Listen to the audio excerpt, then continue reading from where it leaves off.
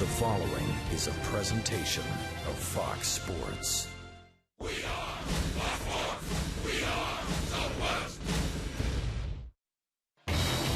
With 7 games remaining in a close chase for a wild card spot, this could be a week to remember for the Texas Rangers. With all 7 games here at the ballpark, it's time to take care of business.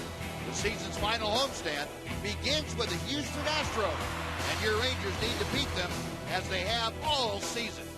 The last week of the season begins next, right here on Fox Sports Southwest.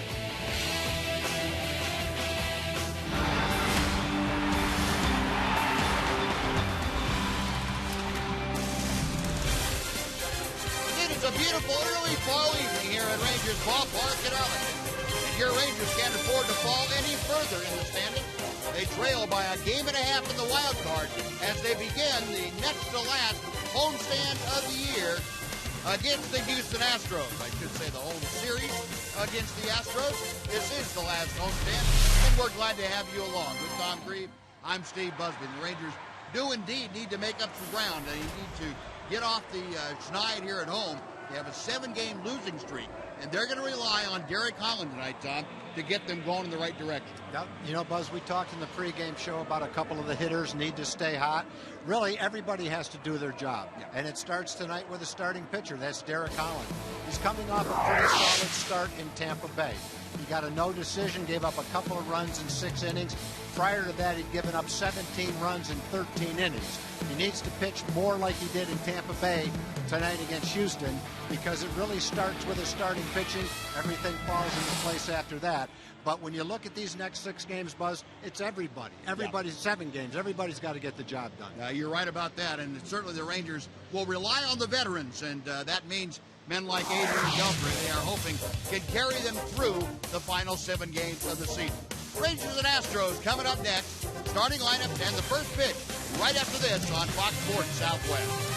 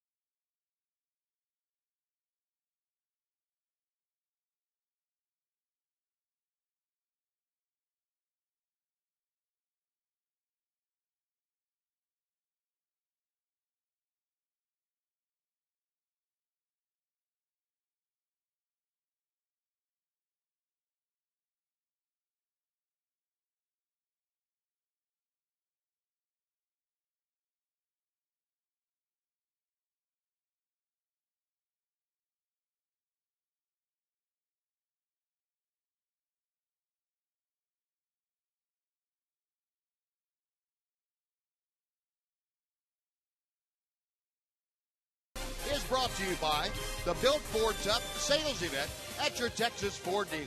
Ford is the best in Texas. By AT&T UVerse TV. Check availability at 1-800-PIC-ATT. Rethink possible. By Progressive.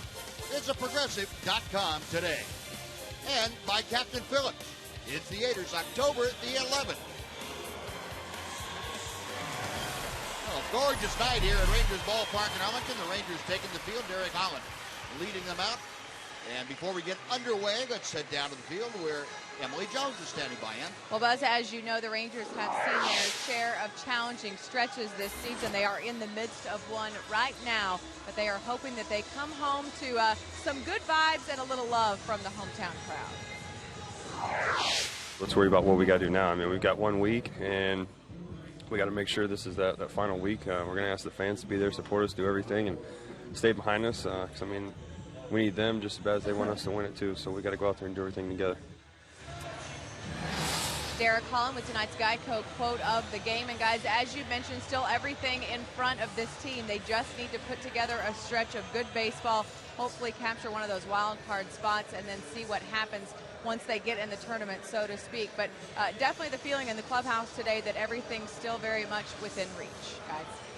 All right, Emily, thank you. Yeah, you have to look at it that way. You've got this 7-game stretch, and it's home, and it's all right in front of you. And Derek Holland and his teammates, along with Ron Washington, know exactly what has to happen for them to continue after Sunday. Now, the Astros batting order looks like this tonight. Jonathan Villar leads up. Jose Altuve is the second baseman, and Matt Dominguez bats third and plays third. Chris Carter's the first baseman. Brandon Laird is the DH hitting fifth. L.J. Ho's in right field. Trevor Crowe is in left. The catcher is Carlos Corporan. And Brandon Barnes bats ninth, plays center field. And we're going to take a look at the progressive scouting report for Derek Holland. His record is even at 9-9. ERA, even though he's had a bad month of September, is still good. 3.48. 31 starts. He'll go over 200 innings pitched tonight. His last 8 starts have resulted in a 0-3, 5.08 ERA record. And one of the things that's plagued Derek a little bit recently in the last 8 starts has been the home run ball. Wasn't a problem early. It has been lately. And the first pitch to Villar is in for strike one. Oh, just underway. Comfortable 84 degrees here at first pitch tonight. And a ground ball headed out toward Elvis Andrews. Nice big hop for the Rangers shortstop. One gone, and we'll take a look at the rest of the Ranger defense behind Derek Holland tonight. Gentry in left, Martine in center, Rios in right. Moreland at first. You saw Andrews and Kinsler are up the middle. Adrian Beltre at third. A.J. Brzezinski is catching. Derek Holland looking for the elusive win number 10. The umpire and crew tonight. Behind the plate, Jerry Meals. Paul Immel at first base. Chris Conroy at second. And Gary Darling, the crew chief, is over at third. So one away here is Jose Altuve, and the diminutive second baseman takes a bit outside for ball one. Altuve 2 out of 8 against Holland. Another strong year, not quite as good as his 2012 campaign, but Altuve had a base hit to center. You say Altuve has been as consistent as anybody on the Astro club, and darned if he doesn't get a one-out single, just as I'm saying that. Yep, he's been hot in the month of September, too. Derek will go over with one more out. 200 innings pitched for the first time. Came close a couple of years ago. 198 last year. He missed some time. So it doesn't sound like a huge milestone, but I think it is for the first time when you do it anyway. Hopefully then it'll become something that's in your repertoire year after year after year. Love those pitchers like James Shields who go out there and never been on the DL, make every start, give you 220 innings. Matt Dominguez takes inside ball one. I guess if you're going out there for 220 innings, Buzz, you must be doing something right to keep getting the ball every time. Yeah, it's like the guy that lost 20 games. Well, they must have thought a lot of me for sending me out there that often. Sometimes you can't control a few of the things. Dominguez hooks one down the left field line, and that's back into the seats and out of play. Now the count evens and a ball and a strike. Dominguez at 244. Quite a quite a season with 20 home runs and 75 RBI in the last month plus of play. Dominguez hitting almost 300, 295. Well, he is really coming into his own at the big league level, a young third baseman. Holland will drive Altuve back, and he almost fired it by Moreland. Quick reactions by Mitch to prevent that ball from heading down the right field line. He's got the first base coach. He got by Mitch.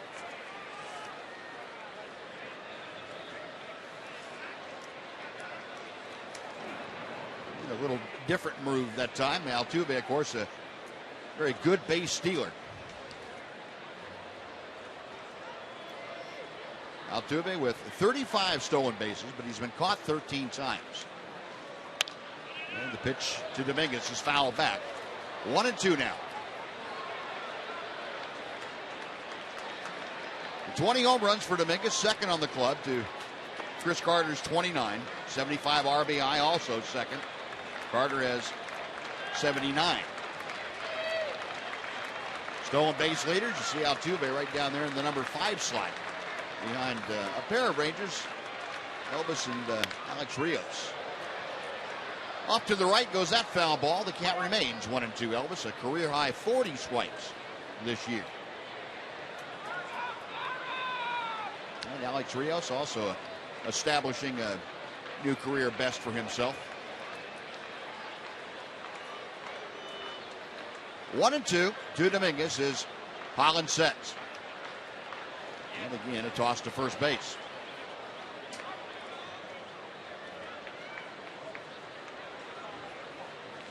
Bo Porter,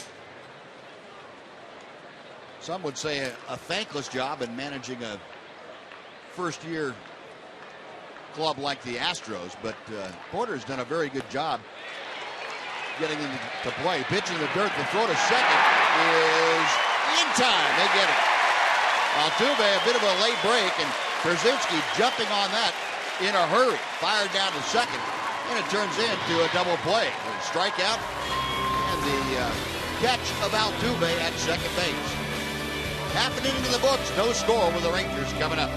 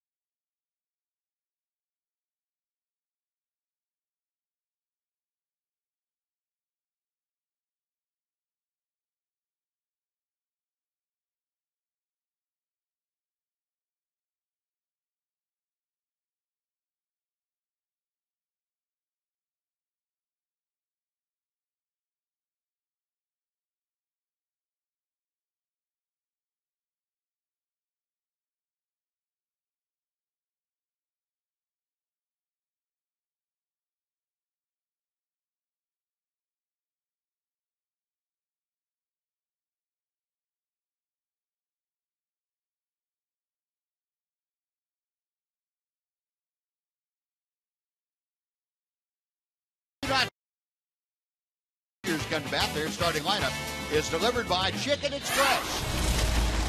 Ian Kinsler leads off. He's followed by Elvis Andrus and Alex Rios. Adrian Beltre bats cleanup. A.J. Brzezinski is catching. Mitch Moreland at first. Craig Gentry, the left fielder, bats seventh. David Murphy is the DH. And Leonis Martin bats ninth, plays center field. And we'll look at the Auto Nation scouting report. Jordan Lyles starts tonight for Houston. 7-8, 5.26 ERA. He's had 24 starts, 2 relief appearances. He's pitched great on the road, a 3.47 ERA on the road, 3 runs higher in 14 home starts. May 12th, against the Rangers didn't go very well. 11 hits and 8 runs in 4 innings. And the first pitch to Ian Kinsler is a bit high for ball 1. Kinsler at 272 for the year. Check swing, didn't mean to do it, fouled it off. That evens the count. He had a dozen home runs, 66 RBI. 4-game hitting streak for Ian. 5 for 15 in that 4-game streak.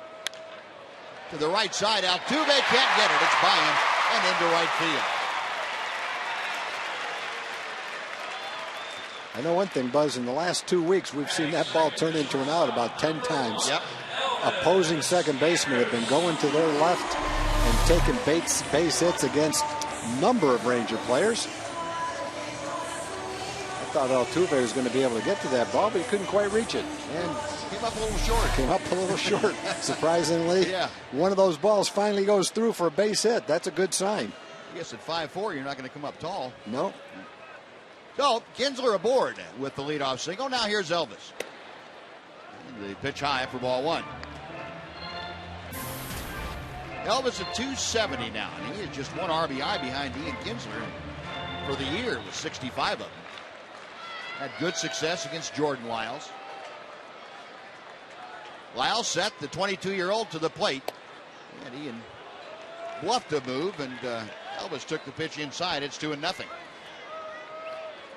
As you said, Buzz, Lyles is only 22. He got to the big leagues and pitched a little bit, in fact, quite a bit, when he was only 20. Had about 140 innings last year. So he's gotten some on-the-job training at a very young age in the big leagues. Well, that pitch is hammered foul by Elvis Andrus.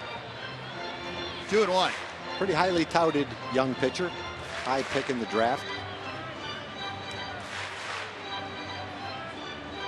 Ground ball pitcher. Pretty good ground ball to fly ball ratio.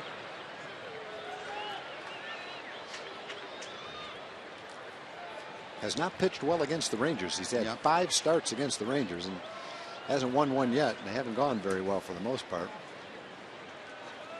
2-1 coming to Andrews. Fouled off to the right. Actually, the first time that he faced the Rangers 2 years ago was his best start. Held him to 3 runs in 7 innings. That was in this ballpark, and since then he has lost 4 straight. And the innings have decreased each out. Went from 6 to 5 to 4 1/3 to 4. So he's going to try and break that streak up here. The 2-2 coming. And the count is full. So Elvis trying to reach the same way that Ian Kinsler did. Alex Rios, the number 3 man, waits in the on-deck circle. Just underway, scoreless ball game here in the bottom of the first inning. Astros come in losers of 9 straight ball games. They are really scuffling. Now the payoff pitch. Chopper to the left side. It's through for a hit. Kinsler around second. He will motor into third. The throw comes in, and that allows Elvis to get to second. Good heads-up base running. Kinsler running on the play was able to go to third, and the throw from Crow toward third allowed Elvis to continue to second. Well, when you hear Ron Washington and the players say we've got to get back to playing Ranger baseball, that's what they're talking about. Making some solid contact. Shortstop's covering, opens up a hole. Ian aggressively with the ball right in front of him, takes the extra base, kind of lures the left fielder into a throw. As soon as he throws that ball, Elvis just keeps right on going. And the Rangers end up with nobody out, men on second and third. Good start to the ball game. Couple of hits, couple of ground ball hits, and good base running. Oh, back-to-back singles, second and third. Infield playing back. And Alex Rios takes strike 1. Rios at 275, 17 home runs, 72 RBI. Alex, after a pretty good hot streak, cooled off on the road trip. Hit just 167. And he's down in the count here, 0-2 as Lyles came in with the off-speed pitch.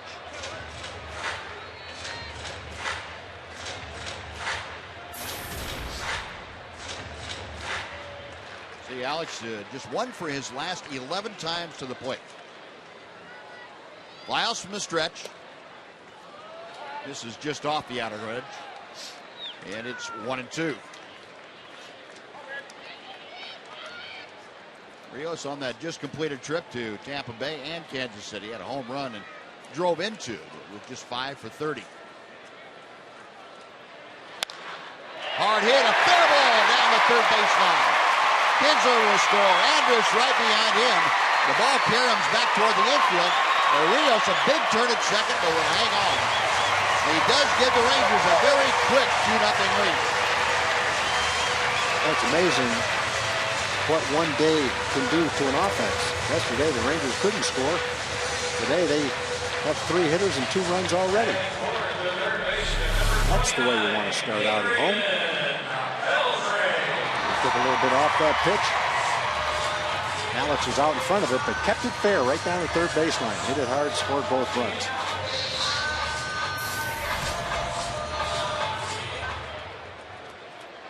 So Rios driving in runs number 73 and 74. Rangers on top, 2-0.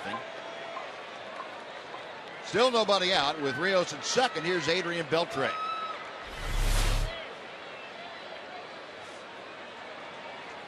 Lyles' first pitch. A called strike. It is 0-1. Beltre at .318, 28 home runs, 88 RBI, that .374 on base percentage. Well, the Ranger cleanup man. High and tight, 1-1. Adrian brings a 6-game hitting streak into play here tonight. Couple of RBI, couple of doubles over those 6 games. Lyles set a check of second. And Beltre a rip and a foul tip.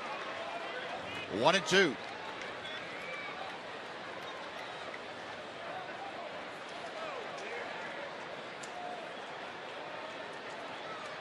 Well, the Rangers already in this first inning have scored half as many runs as they did in the entire Kansas City series. They had 4 runs in those 3 games. Got him swinging. Beltre not able to catch up with the high fastball from Lyles, and that is out number 1. It'll bring up A.J. Przinsky. Not many at bats this year where Adrian's had a couple of fastballs thrown by him in the same at bat. Trying to throw that ball down and away, it looked like. Got it up top of the strike zone maybe. Got Adrian to miss it. Another first out in the Ranger first inning. Rios at second. Przinsky steps in. AJ a .274 hitter.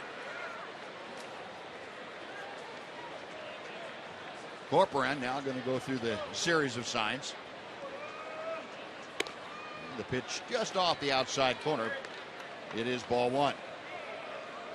AJ had a rough road trip. He just went 3 for 24. It's a 125 mark. And ball 2 is away.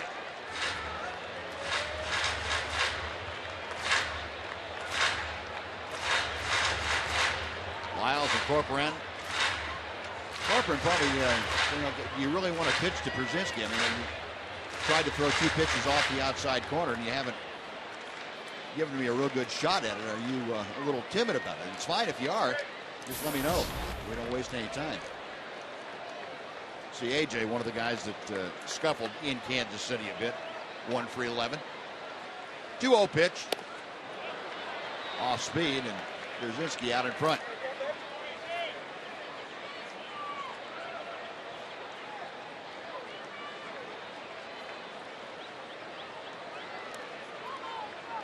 AJ waiting. Lyles back to the plate. Tapper over the mound. Right near the bag is the shortstop VR. And throws a sinker over to first for the out. On to third goes Rios, but he's there with 2 outs now. And Mitch Moreland coming in. You know, talking about Lyles being a ground ball pitcher. Gets about 1.7 ground balls per fly ball ratio. And also in this game, he's had 4 guys put the ball in play, and they've all hit the ball on the ground. Rios double, a couple of singles, and now the ground ball. So he's getting the ground balls, but unfortunately for him, 3 of them have found holes. Now with 2 outs, Mitch Moreland steps in, and Mitch in a pretty good downturn now, 0 for his last 13. Off-speed pitch is low for ball 1.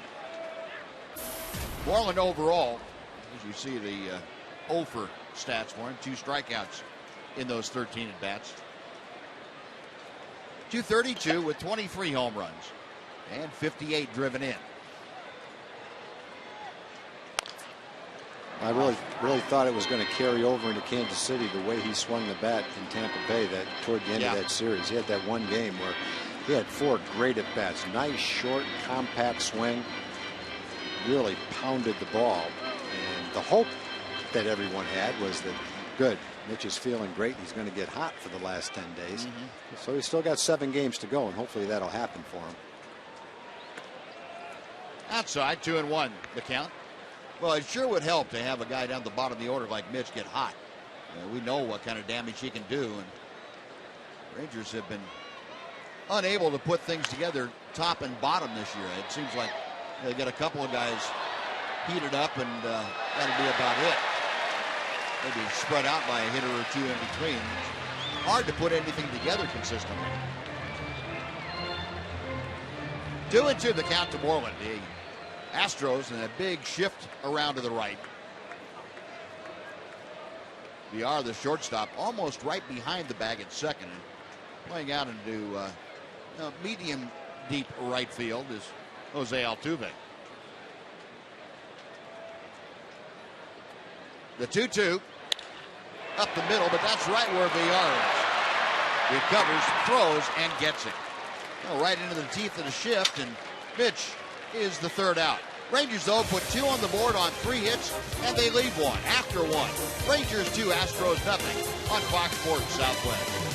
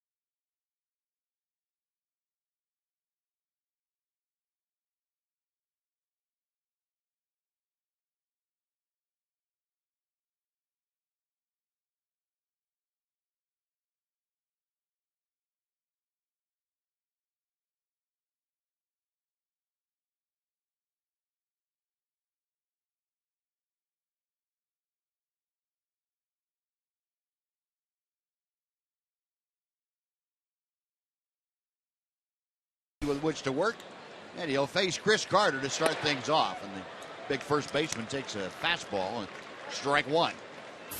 Carter, the team leader with 29 home runs, 79 RBI. So he's 4 out of 14 in his career against Holland. That's a pop foul that will reach the seats on the first base side, and Holland quickly the advantage in the count, 0-2.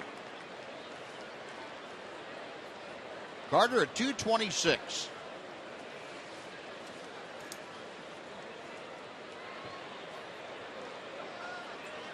Big fella, over 200 strikeouts now. He's up to 204.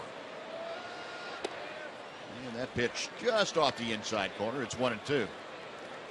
Carter, 204 strikeouts and 486 at bats. 5-game hitting streak that he brings into play here tonight. He takes inside. It's 2-2.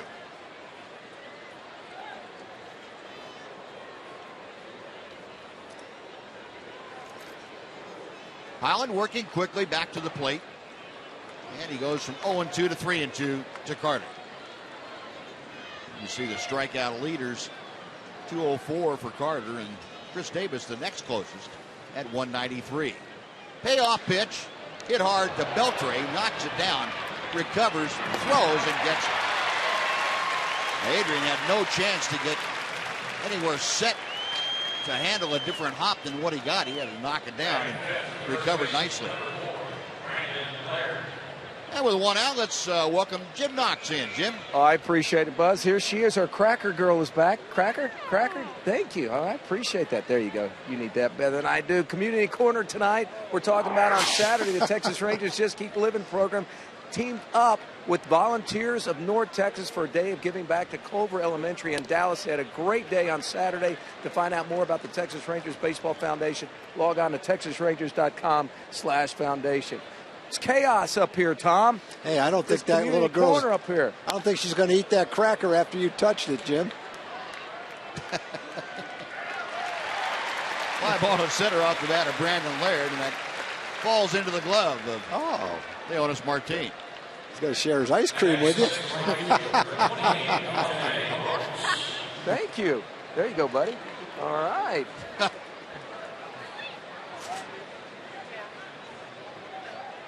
Hired Noxie out as a feeder. Young, old, male, and female. They all love Jim Knox, I'll tell you that.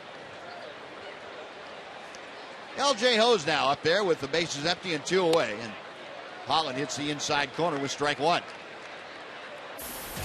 Ho's at .285, a home run, and 10 RBI. You see he's faced Holland 5 times, 1 for 5. The pitch inside to him. That evens the count, and a ball and a strike.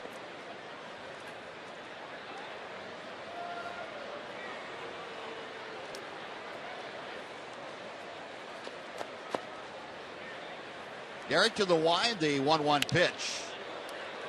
1-2.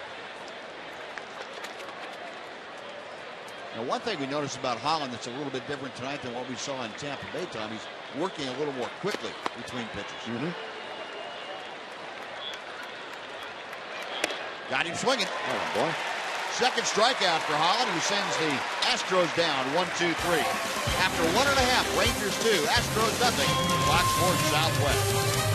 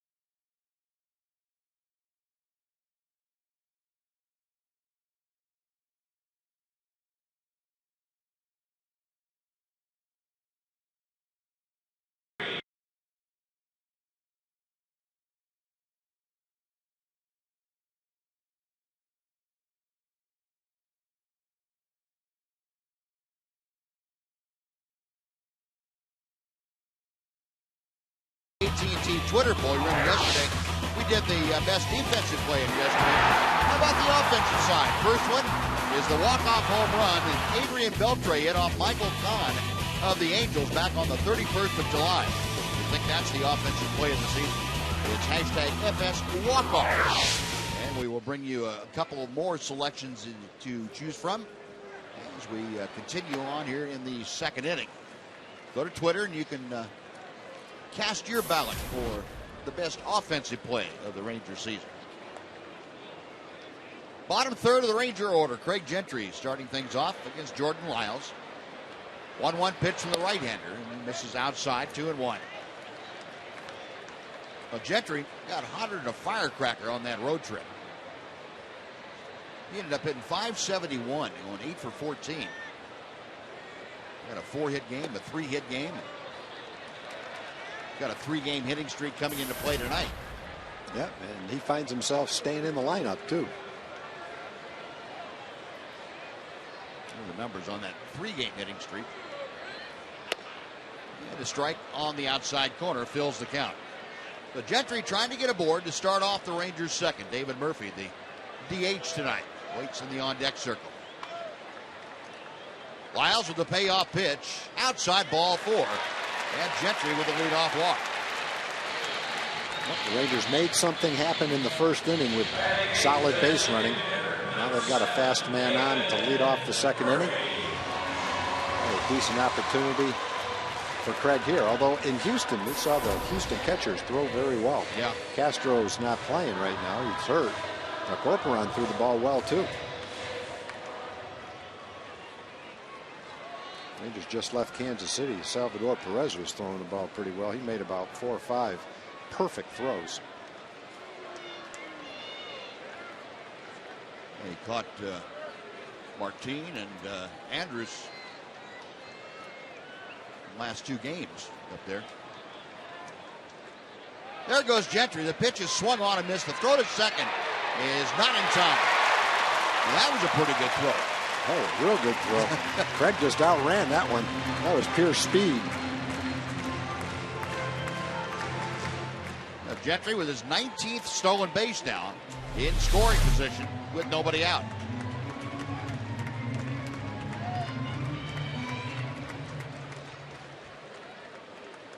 Well, the Rangers second in baseball with the stolen base as their weapon. Well, that's a close play, but you could see that he was safe. Good call by the second base umpire, Chris Conroy.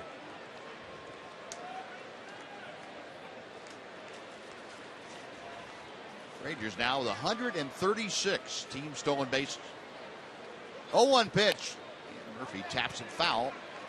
It is 0-2. David DHing for the 3rd straight day. Had a couple of doubles the day before yesterday. Ron Washington trying to get his bat going too down toward the bottom of that order. Been a struggle the entire year for Murph. Low and in, it's 1 ball, 2 strikes. David accustomed to, once you get to the All-Star break, really catching fire, but that has not been the case this year. Murph, as you can see, the last 15 games even, just 194. Lyles back to the plate, and a ground ball pulled to the right side. Good job by Murphy to get the runner Gentry over to third. Reaching out and hooking a pitch on the outside corner to a ground ball to second. And that is a productive out. Yeah, that's when it's pretty good to roll over on a pitch right there. And here's selection number 2 in our Twitter poll. August 23rd. It'll be Ian Kinsler against Chris Sale. How about 4 bases without leaving the yard? That crazy hop that goes under there. Got no chance. Kinsler, meanwhile, streaking around the bases. His first inside the park home run. And if you think that was our offensive play of the year, go to Twitter and throw in your ballot that way. Hashtag FS Inside the Park. 0-1 to Leonys Martin. Astros with 1 out now, pulling their infield all the way in with Gentry at third. Right at the cut of the grass, all 4 Astros infielders. Dominguez, the third baseman, almost holding Gentry on like a first baseman would.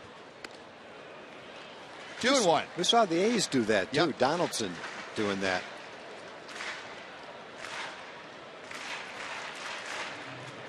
You know, it gives you a little bit of a hole to shoot for, but I guess in the case of a squeeze play, it does give you a little bit better chance to maybe make the play at the plate. You can't get quite as big a lead.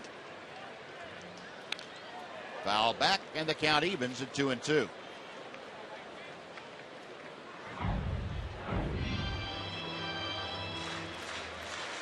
Leonis at 259 with the average.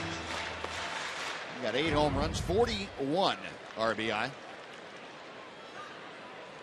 He just 2 for his last 15 times to the plate, so he has been in a bit of an offensive funk. Hard hit ground ball out. Altuve knocks it down. He'll get the out at first, but Gentry held on the hot shot to the right side.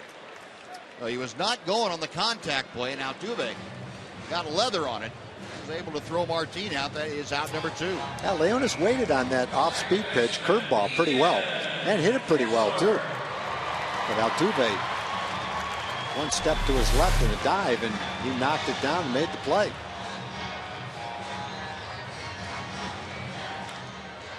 Nice play by Altuve. Keeps an eye on the runner and gets the out. Take a 2-out hit now to get that run in. No, it'll be up to Ian Kinsler, who singled to right as he led things off tonight for the Rangers. Kinsler at 274 now as he faces Lyles. Out of play to the right. First pitch fouled away, and there's 0-1. Ian with that base hit is now hit safely in the last 5 ball games. He is on 6 for 16.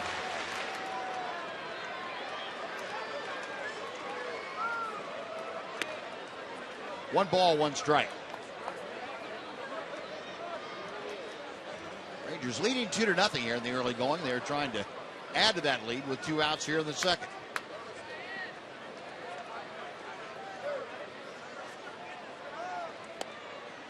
Two and one.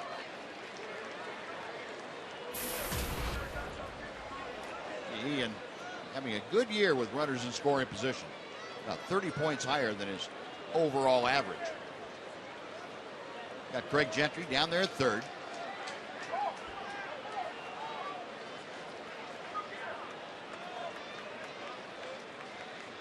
Craig Gentry pointing at Lyles as if to say, was that a balk?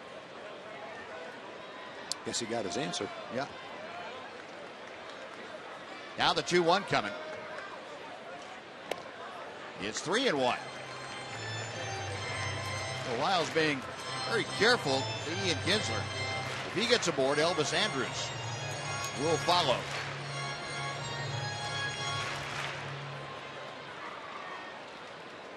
The 3-1 pitch. And we'll come back and try it on a full count.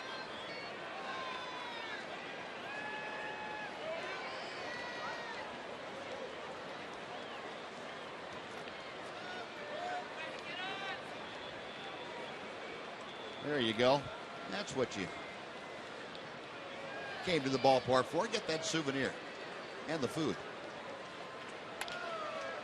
Ground ball just foul outside third. Kinsler getting jammed on that Lyles offering.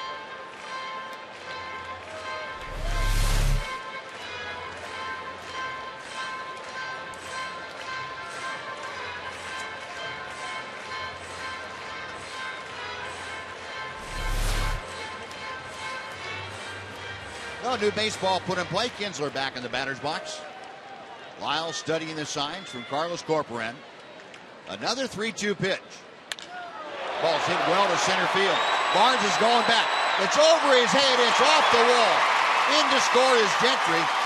In with a slide at second. Ian Kinsler. The Rangers lead 3-0. Well, it's nice to see a ball carry over the center fielder's head. The Rangers spent 3 days in Kansas City and tried that 4 or 5 times, but never really did, except for the one that David Murphy hit. A lot of balls hit well to center field in Kansas City, and a lot of them were caught. This one was a rope by Ian, jumped off his bat, and it went right straight over Barnes' head in center field. Fastball right down the middle. Great swing. Solid contact. Stayed in the ballpark, but it brings that man in from third base with 2 outs.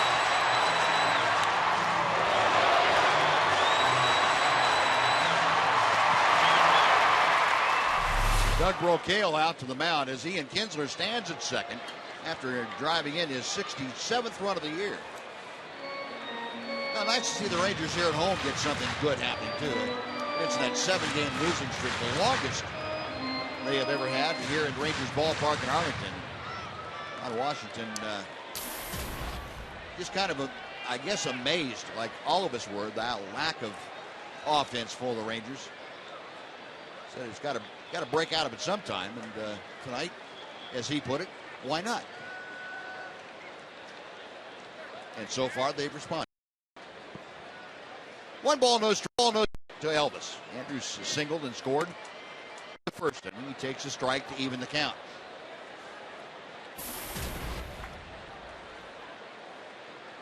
How about Elvis with runners in scoring position? 17 for his last 46.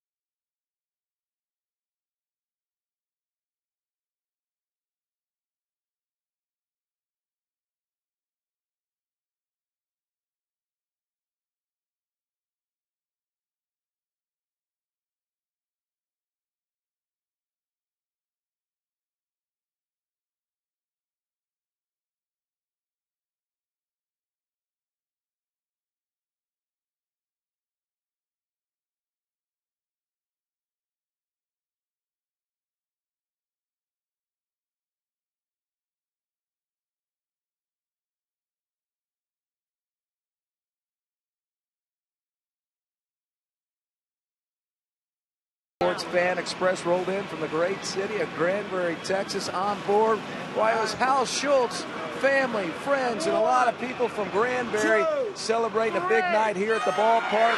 And Hal Schultz, of course, is the winner of the Meet and Greet Nolan Ryan package, the benefit that helped the Tornado Relief Fund on Fox Sports Southwest last month. Hal, congratulations on that. You got to meet Nolan Ryan this afternoon. What was that like? Oh, it was a great thrill. I've been a fan of Nolan's for a very long time. It was just wonderful to be able to meet him. What did he talk to you about? Well, we just talked a little bit about he asked about the tornado and what it did to Granbury, and then we talked a little bit about the team problems. Baseball and all about that baseball. Good. All right, well, Hal, congratulations again. You got your family and friends in town, and you guys are having a good time, I'm sure. Oh, we're having a great time. This is a great ballpark, and it's a beautiful night for baseball tonight. All right, there you go. Nice meeting you, and you guys root the Rangers on. All right, appreciate it. Thank you, Hal. Good to see you. Buzz? All right, Jim, thank you. Here is Nolan or Ruth Ryan in their customary front row seats down there by the Ranger dugout. 1-2, the count, and a fastball up and in to Trevor Crow evens things. Crow leading off the third inning for the Astros. Crow, a switch hitter up there from the right side, batting at .222, a home run, 13 RBI.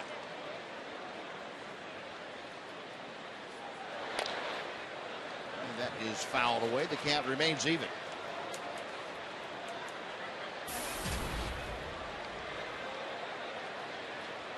Crow in a little bit of an offensive funk himself. 0 for his last 14 times to the plate. Mentioned the Astros have lost 9 straight ball games. They have had the misfortune of playing against some wild card and division contenders of late. Into the hole. Well, it was a jump throw, and he can't get the handle. Looked like Crow runs pretty well. I'm not sure he would have had much of a chance, but still love to see him complete that play. It's just fun to watch it, even if the batter is safe at first base. See how much he can get on the throw. Well, we got that one airborne, though. Adrian telling him how he should have done it.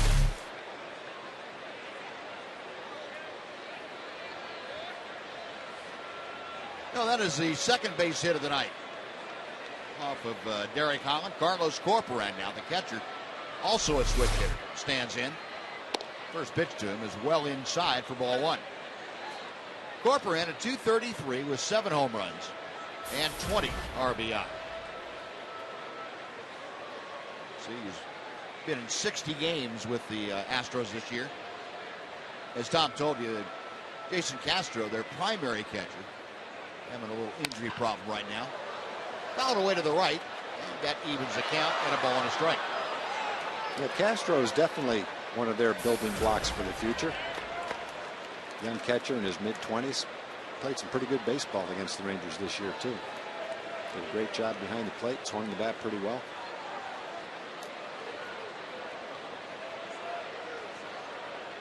Holland looking for that 2 ball at one of his infielders.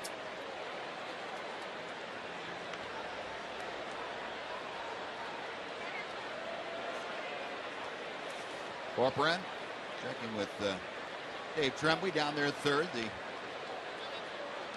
former manager, the third base coach for the Astros. Holland set for the 1-1 pitch. Instead, he'll again drive Crow back with a toss.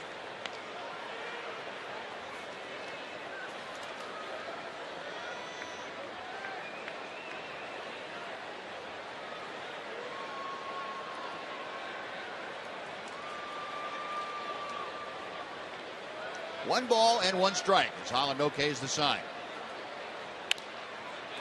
Here's chop foul into the Astros dugout. 1-2.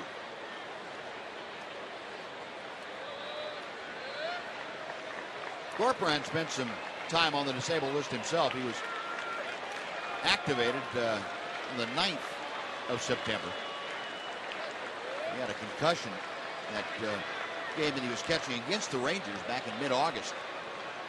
Down at Minute Maid, got that foul tip to the forehead. Knocked him for a loop. Even though the mask took the brunt of the blow, it snapped him pretty good.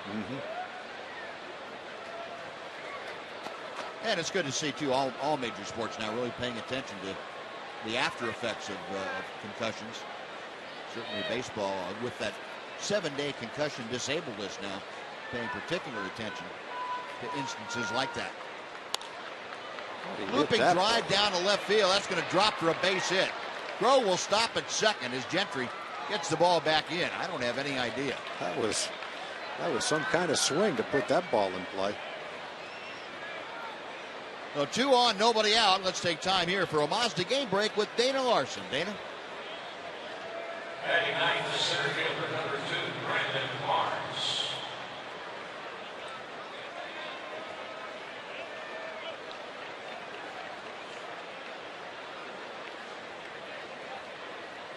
Thank you, Dana. How about having the first pinch hit home run of the year for the Rays be a walk-off the last week of the season? It's very fortuitous timing. 2 on, nobody out. Brandon Barnes, the center fielder up there, and he takes a strike on the inner part of the plate. Barnes hitting .244. See, with 8 home runs, he has driven in 41. Got 2 aboard, nobody out here in the Astros' 3rd inning.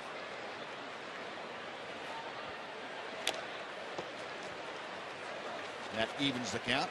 Or I should say it's 0-2. Derek has had 21 batters ground into double plays. That's the 6th most in the American League. And that would come in handy right now. The Rangers have a 3-run lead. You'd love to keep that 3-run lead intact, and double play ball would certainly be nice right here. Holland, after a long look in, now comes set. And he gets the foul ball off to the right.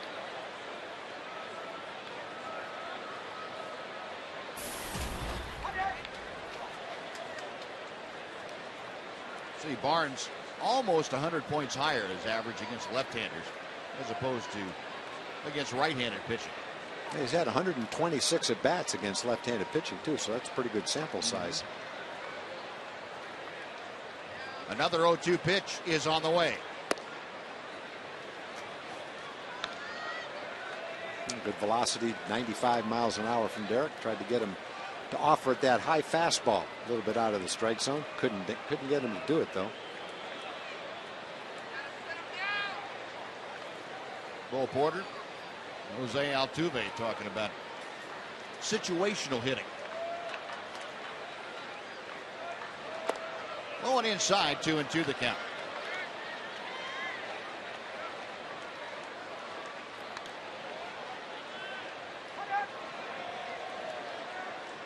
Barnes, one of the multitude of rookies on the Astros team, and 4th in the American League with 96 hits among rookies. Well, he is getting an experience the Astros want for him to have. Skies this one to right field, pushing Rios back toward the corner. He makes the catch. Tagging at second, moving on to third is Trevor Crowe. He will make it without a throw, and now the Astros, with 1 out, have runners at first and third for Jonathan Villar. And here is the 3rd and final Twitter poll nominee. September the 19th in Tampa Bay, 2 runners scoring on the infield single by Elvis Andrews. Hashtag FS infield hit. Well, you've got your 3, and go ahead and go to Twitter. Put in your vote. We will tabulate those results, get it back to you a little bit later in the ball game. Now the top of the order for the 2nd time to face Derek Hoffman. Jonathan Villar, a ground ball to short as he led things off here tonight. He has Crowe at 3rd, Corporate at 1st. A rip and a miss as Holland pulled the string.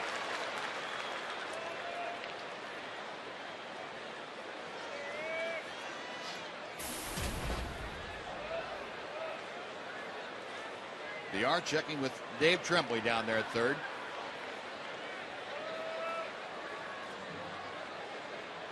Another one of the highly touted rookies for the Astros.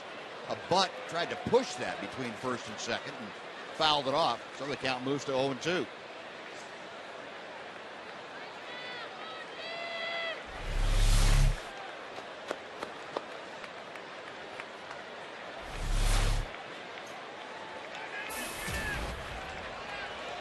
Last 5 ball games have not been kind to Jonathan Villar.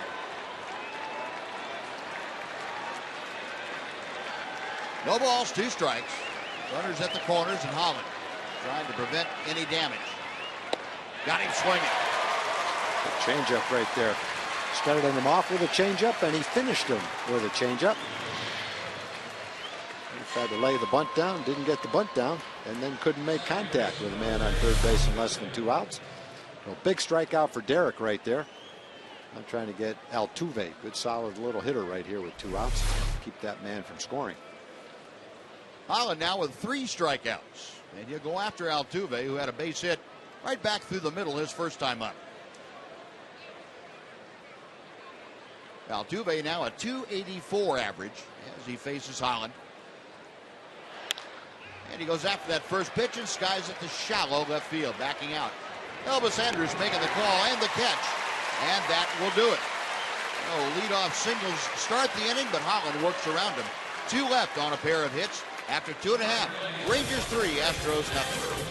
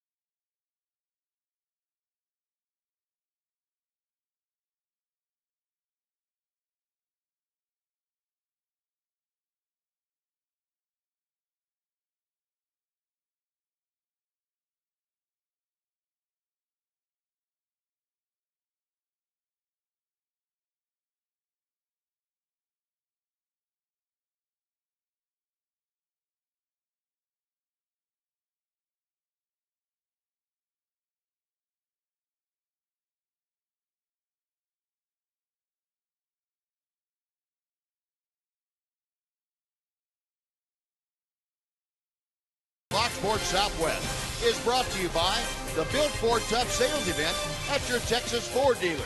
Ford is the best in Texas. And by Jack in the Box. Go big with Jack's really big chicken combos. Now Alex Rios stepping in to start off the Ranger third. It'll be Rios, Beltre, and Pierzynski. And Jordan Lyles fires a strike to Rios. Rios, the 2-run double in the first inning. Now 74 RBI, the batting average at 276. A slow roller. Dominguez charging, throws, not in time. Well, Rios with those long strides, galloping down the line, beats out the infield single.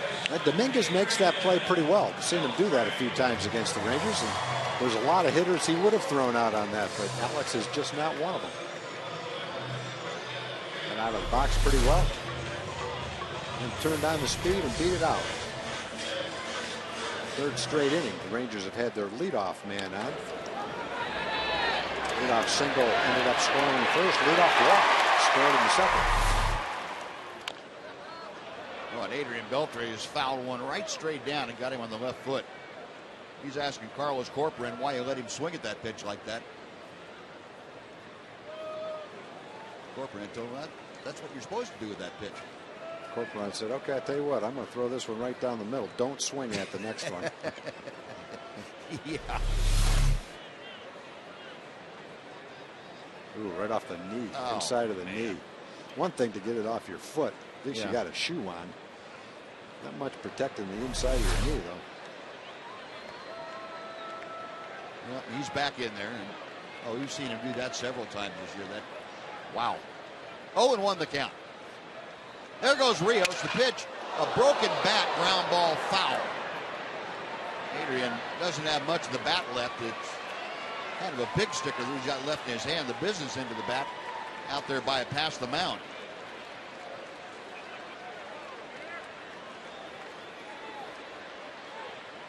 Dave Anderson will take that kindling for the winter firebox over to the dugout. And you see how that took them shooting back at the Look pitcher. out. That's like a sword coming back at him, as sharp as the end of that bat is.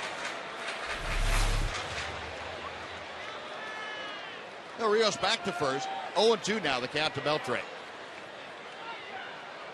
Adrian, a strikeout back in the first inning.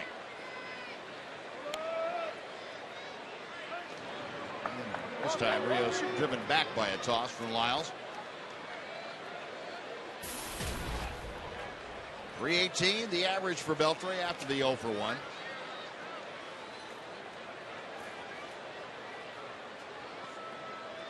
Rios staying put. Fastball inside. He swung at it. And that is strike 3. Now, home plate umpire Paul Emmel making a delayed call after he saw what Adrian did. And no argument from Beltre. He knew he went around.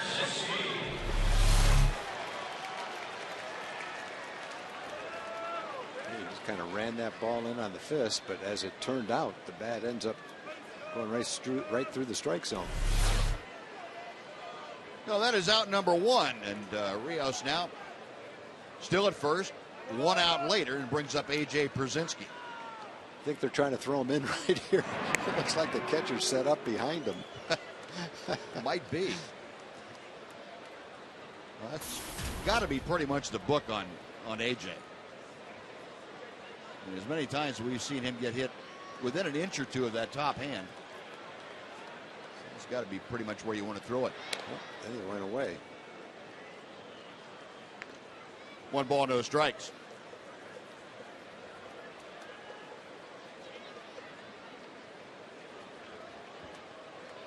Przinsky 0 for 1. Ground ball to short in the first inning. Got Rios at first, stepping off a pretty good lead. And the changeup floats outside. It's 2-0.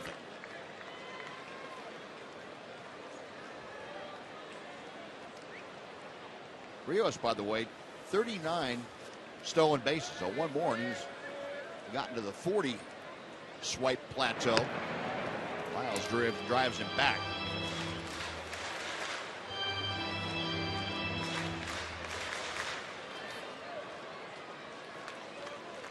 Right now, 4th in the American League, Alex Rios, with those 39 steals.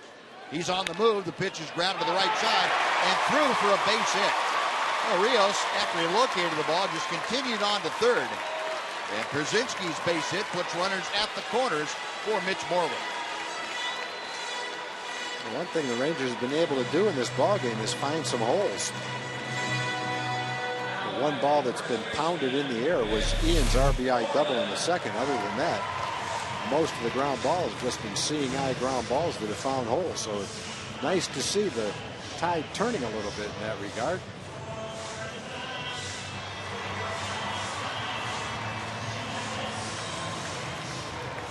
That is the 6th base hit of the night by the Rangers against Jordan Lyles. Runners at first and third. Mitch Moreland, a ground ball to shortstop back in the first inning. Saying a ground ball to short, that may be a misnomer because VR, like he is now, playing almost directly behind the bag at second. Astros shifted around to the right. Lyles' first pitch. And cuts off the inside corner for ball 1. Pitch just a little bit below the Major League average as far as getting the runner home from third with less than 2 out. Checked his swing, and the count moves to 2-0. Now, this is one thing that from time to time had seemed like it was correcting itself for the Rangers, getting runners home, but then they go through more streaks where just not able to get it done. And the inconsistency of the Ranger offense has been the only thing that has been consistent for the last 6 or 7 weeks. 2-1 to Moreland as he takes that tailing fastball for a strike.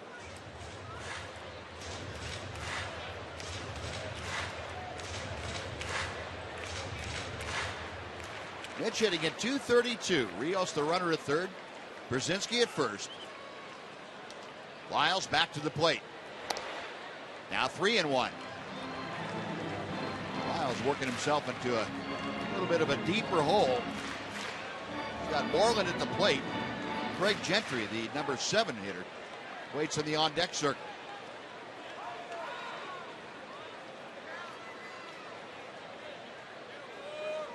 Right-hander, a belt-high set. And the 3-1 pitch is chopped foul down the first base side. We'll come back and try it with a 3-2 count.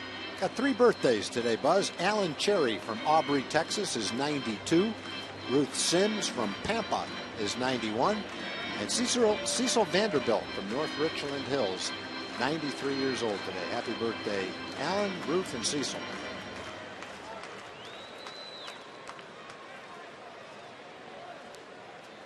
The Moreland back in. Brzezinski back to first. Rios back to third. 1 out, a full count.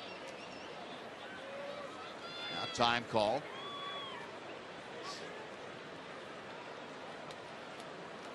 And they're going to hold Brzezinski closer at first. Bo Porter had the first baseman Carter playing off the bag a little bit.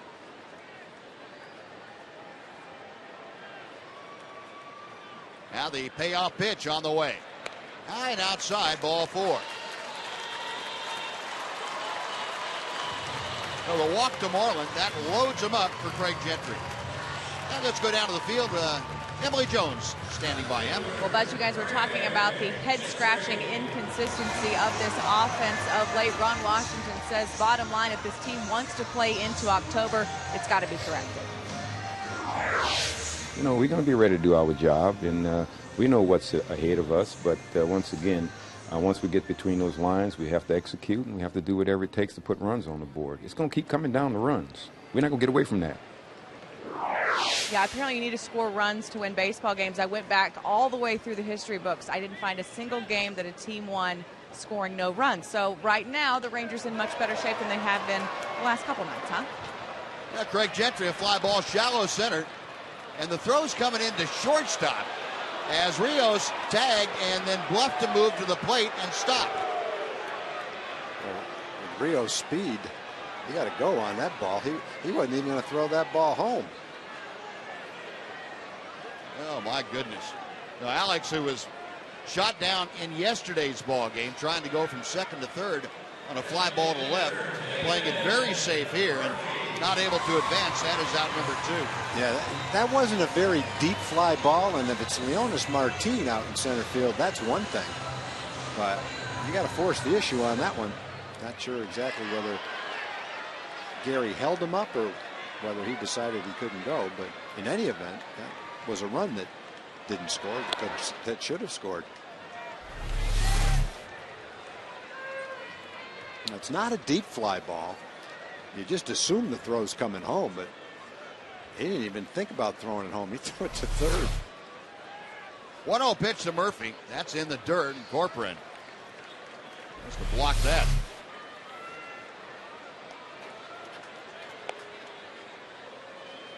I think Wash thought he should have tried to score. Yeah, you know, you got to force the issue on that ball. It wasn't deep, but still, even on a ball like that, with Rios' speed, it takes a perfect throw to get him. If it's off one way or the other, Rios is going to score.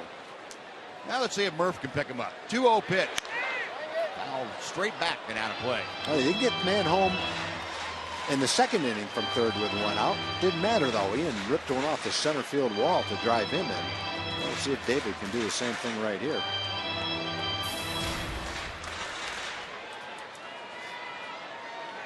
David Murphy, a couple of career grand slams to his credit.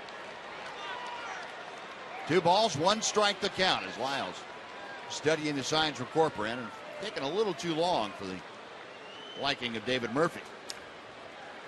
Now Corcoran going to go out and talk to his young right-hander. Well, the inning started with an infield single by Alex Rios, a strikeout of Beltran. And then Brzezinski grounded a single through the right side with Rios on to third. Moreland walked, and that set up the bases-loaded fly ball that did not score a run. Right-handed action out in the bullpen. David Martinez up and throwing for the Astros. 2-1 pitch is outside and high. It is 3 balls and a strike. Well, Murphy now can look for a pitch in a spot and try and drive it.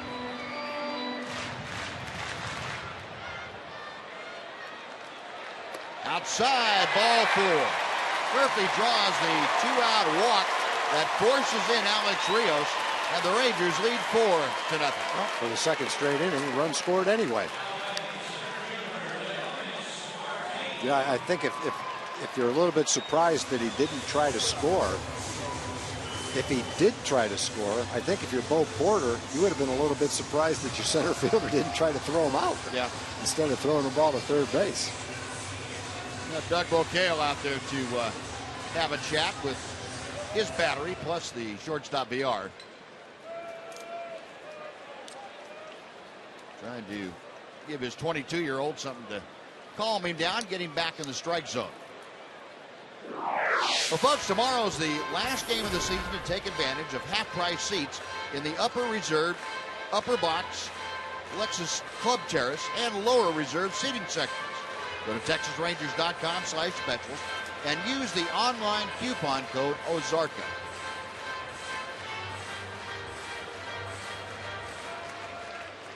The conference concluded. Bases still loaded, still 2 outs. A run across. Leonis Martin, 0 for 1. 1 ball, no strikes. Martin was up last inning with Gentry at third and 1 out. Hit a rocket with the infield pulled in that Altuve knocked down and threw him out. Lines this one to center field. Barnes on the run. He's not going to get there. It's going to the wall. Brzezinski scores. Moreland scores. Here comes Murphy. He will score into third with a dive. He's out. All the runs score as Martin shot down, trying to stretch 2 into 3. But he gets 3 RBIs, and the Rangers extend the lead to 7-0. Well, the Rangers able to score 4 in the third inning. Nobody left. After 3, Rangers by 7.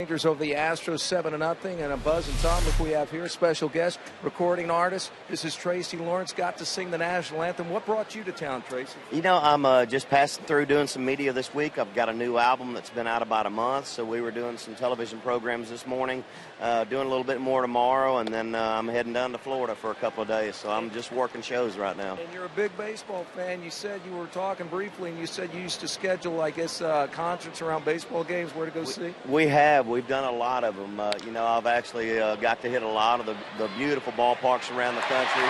And this is, I've been to Ranger Stadium here several times over the last 20 years. So I just think it's a beautiful thing coming out to the ballpark on a wonderful night like tonight and being able to see a good ball game. It doesn't get much better than this. Appreciate it. Good meeting you, Tracy. And speaking of beautiful things, Buzz, how about that catch by Alex Rios tonight? Yeah, Doxy, how about that? See you, Jim. Thank you so much. Well, what a play by Alex Rios off the bat of Matt Dominguez. That ball was hit hard. It was a line shot. It took a nice jump, some long strides, and a nice play as he heads to the corner. Just ran it down. Not many right fielders with that kind of speed cover that much ground. No. Wow. So out number one, here is the DH, Chris Carter. I think I told you before that he was playing first. He and Laird were switched in the original lineup. Laird is playing first. Carter's the DH. Fouls that pitch off. In any event, Chris Carter 0 for 1 tonight. He grounded out to third, leading off the Astros second. Rangers leading 7-0. Derek Holland trying to put it on cruise control here. Pitch fouled at home plate. It's 1 ball and 2 strikes. I mean, I don't mean that he's taking anything for granted, but throwing a lot of strikes, that kind of cruise control. You don't worry about making a mistake that's going to hurt you. Still a ball and 2 strikes. Pop that fastball in at 95 miles an hour. Carter's getting an opportunity to play every day. He's been called up to the big leagues before. Little trials here and there, 100 at bats here and there. This year he's getting to play every day. Got him swinging. Struck out a lot, but he's also hit 29 home runs. That's the 205th time that Chris Carter has struck out. Derek Holland is 4th strikeout of the night. A good combination. 95-mile-an-hour fastball and a good changeup located down and out of the strike zone. And that combination, a little too much for Carter in that at bat. So Holland, 2 outs here in the 4th inning, will now face Brandon Laird. But Derek came in 10th in the American League with a career high 176 strikeouts. He has added 4 to that, so 180 for the year for Holland. Laird, a fly ball to center his first time to the plate. He gets fisted with that fastball, and it is 0-2. And Holland doing exactly what you want to do after you're given the kind of lead that he has. Go out there and say, here's my best stuff. Let's see what you can do with it. The 0-2 coming.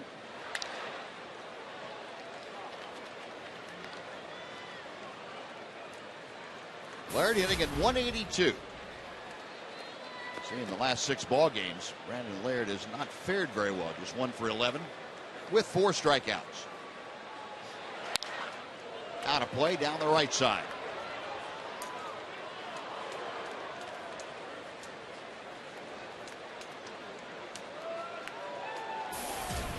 Derek Holland trying to get his 10th win and join Rangers Hall of Famer Kenny Rogers as the only left-hander in Ranger history to have 3 consecutive 10-plus win seasons.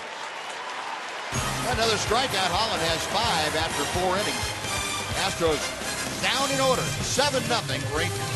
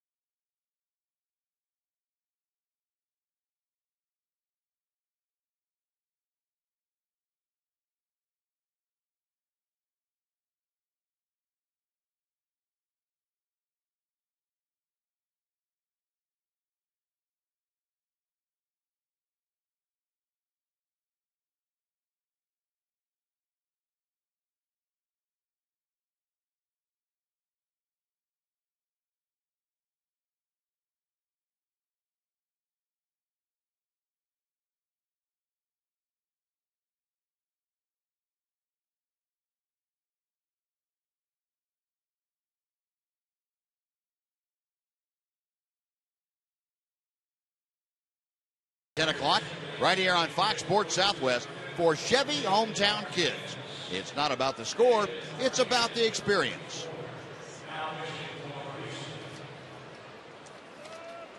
Well, we go to the bottom of the fourth inning, and the night has come to a close for Jordan Lyles, so that streak of diminishing returns against the Rangers continues. And David Martinez has come out of the bullpen to take over for Lyles. I mentioned Lyles had the last 4 starts against the Rangers go from 6 innings to 5 innings to 4 1/3 to 4, and now you throw a 3 on that. That's all he lasted tonight, giving up 7 runs on 7 hits. And David Martinez takes over to face the top of the Ranger order, Ian Kinsler, who's 2 for 2. Looks at strike 1. Kinsler, a single, a double.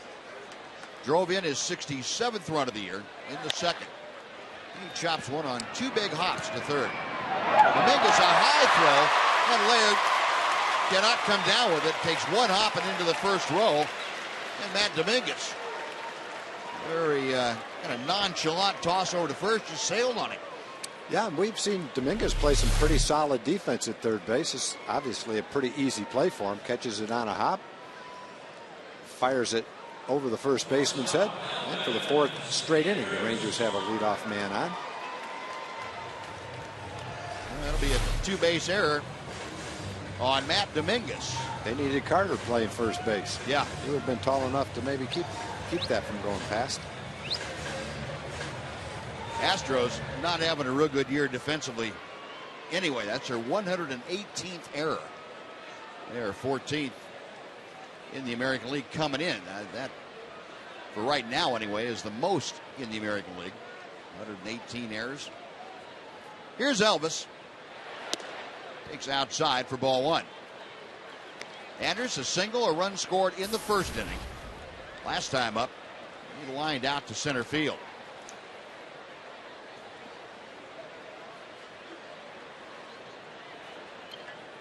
Kinsler is lead from second.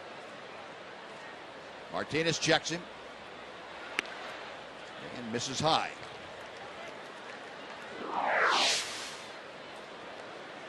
Elvis 40 steals, 65 RBI. Mike Trout, Matt Kemp, the only other 2 major league players since 2011 with those plateaus, 40 and 65. It's pretty rarefied company. You start getting mentioned with Trout and Kemp in those offensive numbers. It's pretty rarefied company that can play like Elvis has played in the last 6 weeks too.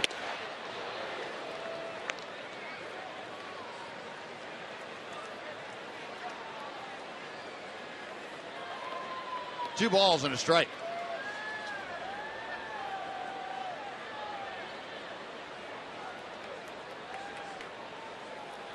Ranger bench keeping an eye on things over there. Elvis has knocked in 60 and 62 runs in the last 2 seasons. Well, keeps finishing the way he's playing right now. He's going to knock in over 70 this year.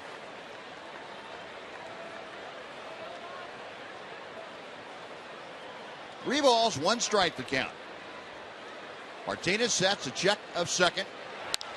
And Elvis shoots it foul down the right side. Hit it well, but sliced it back into the seats.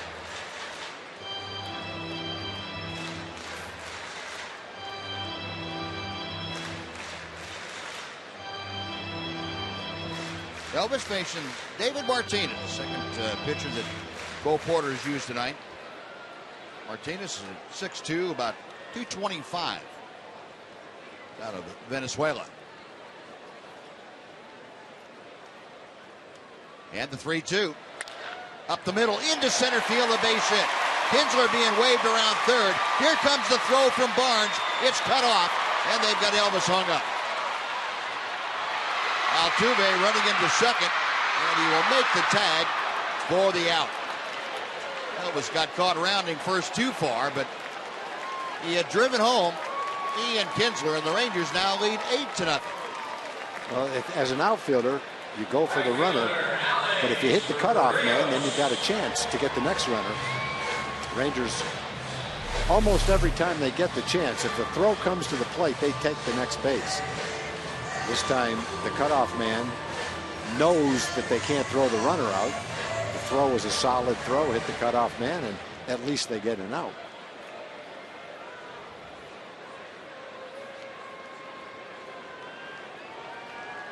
Well, it goes 8-3-4 on the putout. Well, the rundown, but Elvis with his 66th run driven in of the year, and the Rangers now with a snowman up there, 8th spot. Alex Rios, the next hitter, up there with the bases empty and 1 away now. Alex is 2 for 2 tonight. He takes a knee-high strike, 0-2 the count. Rios, a 2-run double in the first, a single leading off the third. Came around to score on the bases loaded walk by David Murphy. This ball is hammered to left field. Way back it is. Off the top of the wall, it's gone. Second base umpire Chris Conroy out there first made the signal, but that ball left the ballpark. And Alex Rios, with his 18th home run of the year, makes it a 9-0 Ranger lead. Double, a single, and a home run for Alex, along with 3 RBIs.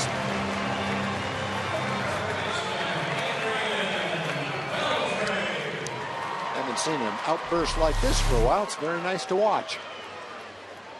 A hanging off speed pitch inside part of the plate. Just enough to sneak it out of here.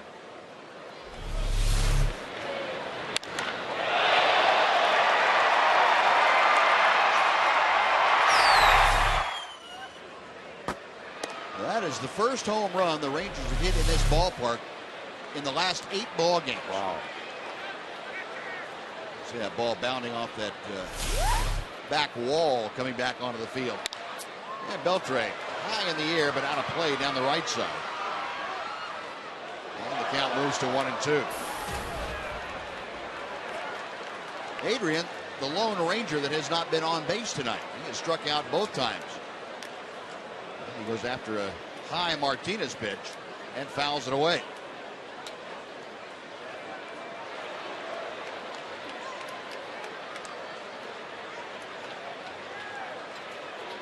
Martinez back to the plate. 2-2. The Rangers 9 runs on 9 hits. Alex Rios now just a triple shy of the cycle. And Beltre has the hat trick as he fans for the 3rd straight time. 2 out. Martinez with his first strikeout of the night. Not sure how many games he's had where he struck out 3 times in the first 4 innings. Fortunately, everybody else has chipped in, and it's not that big a deal. But so many times this year where Adrian was the one holding everybody else up. That's right. He's getting a little support tonight. Brzezinski down on the count 0-1. AJ 1 for 2 with a run scored. That single came back in the 3rd. Now 1 ball and 1 strike. Home run, by the way, for Alex Rios, his 18th, and went 394 feet.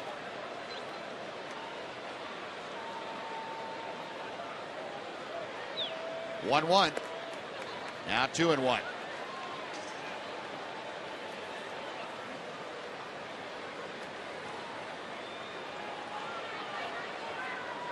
Martinez back to Brzezinski, and a roller down to first. Laird has it. He will take it to the bag himself, and that'll do it. But Rangers come up with 2 runs on 2 hits, an error, and nobody left. Alex Rios put the cap on a 2-run inning. But go to the 5th. It's the Rangers 9, the Astros nothing.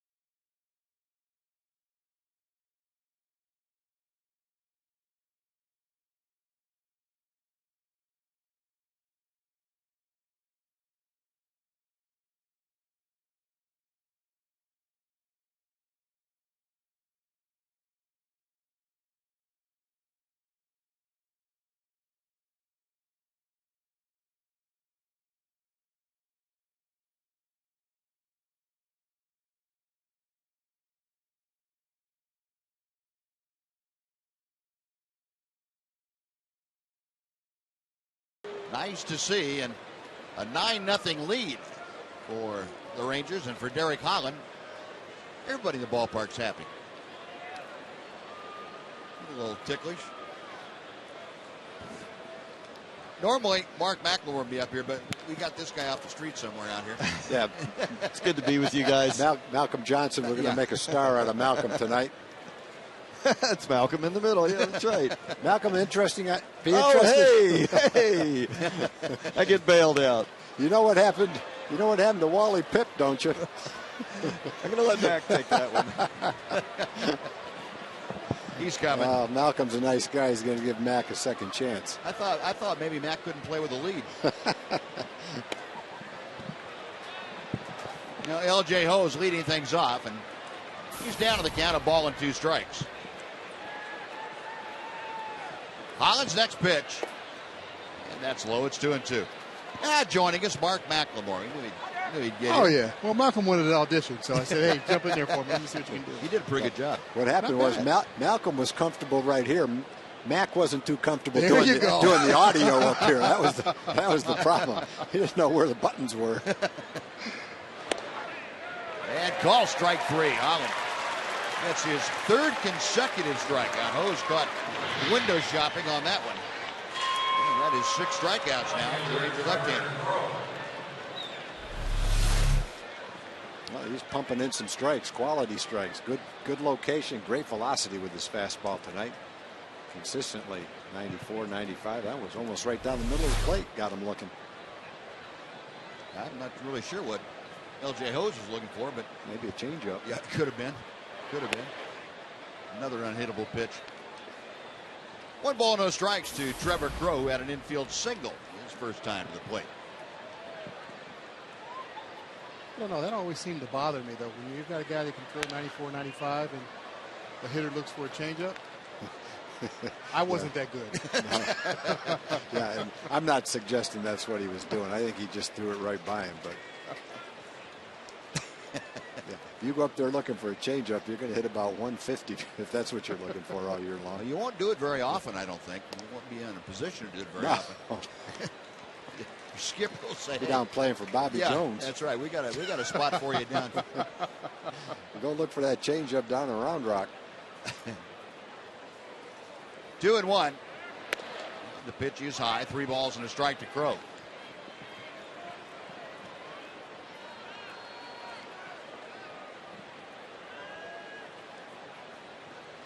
Holland staying right on top the pitching rubbers. He gets the sign. And he misses inside for ball 4. That is the first walk issued by Holland. That after 3 consecutive strikeouts. So Crowe aboard, and Carlos Corporan will come up.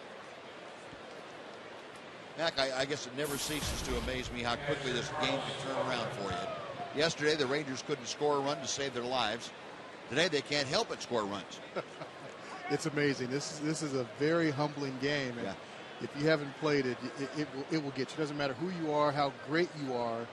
At some point, this game will humble you, and it can turn on a dime. Yeah, in both ways, too. It leave you scratching your head and mumbling to yourself a lot.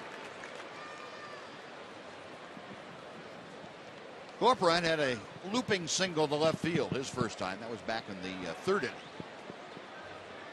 Got Crowe at first with 1 out. That's out of play.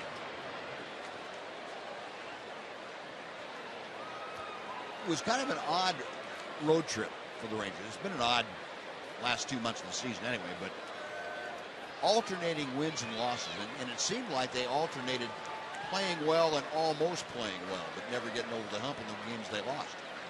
No, they just couldn't get over that hump. They couldn't get that one hit. They were getting runners on base, but couldn't get that one big hit or that one pitching performance that was shut down on offense. And like you said, it was one good one, one bad one, one good one, one bad one. That's not how this team normally plays. I argue that ball hit Corporan.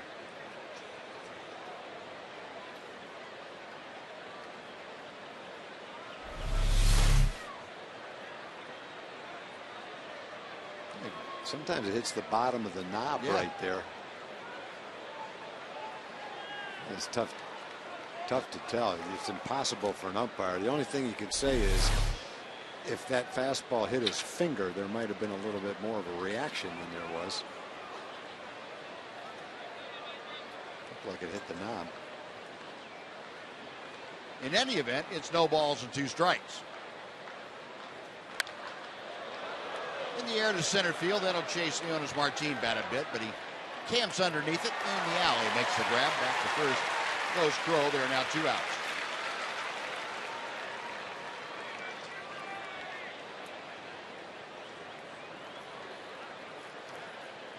Okay, that last road trip aside, Mac, this time of year, and I heard you say on Rangers Live before the game that you hope that guys are looking forward to this last week in anticipation rather than dread, and you can have both of them. I mean, it's, you can anticipate it and be worried about what might happen because you put yourself in this position, but it's almost the epitome of one game at a time. It really is. And, the guys that are, dreading coming to the park this week, I'm not sure if I want that guy on my team. Yeah. This is the time where you should be excited. There are very few times when you win a division by 10 games or more. It just doesn't happen very often. It always comes down to the last week, and more times than not, it comes down to that last weekend. So if you're a guy that's dreading, this last week of, intense baseball, I don't want you to be my teammate. I agree with you. I want you to come to the ballpark excited, ready to go, fired up. This is what we've all been waiting for, what we've been playing for. No one said it was going to be easy. So this is the tough part. Let's go get them. Yep. 0-2 pitch. Got him swinging. Pulling the string, a big hook, and Holland gets his 7th strikeout. A walk, but is stranded halfway through the ballgame. Rangers 9, Astros nothing on Fox Sports Southwest.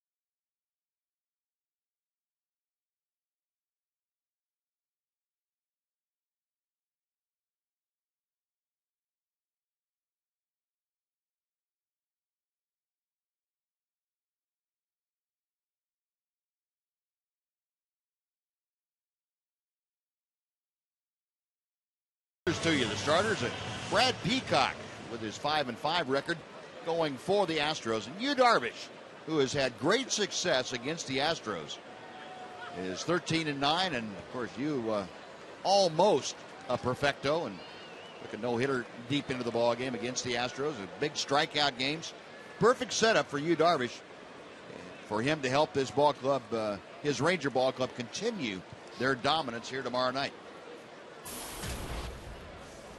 Mitch Moreland beginning things against David Martinez here in the bottom of the 5th inning. A rip and a miss. Moreland 0 for 1 with a walk and a ground out.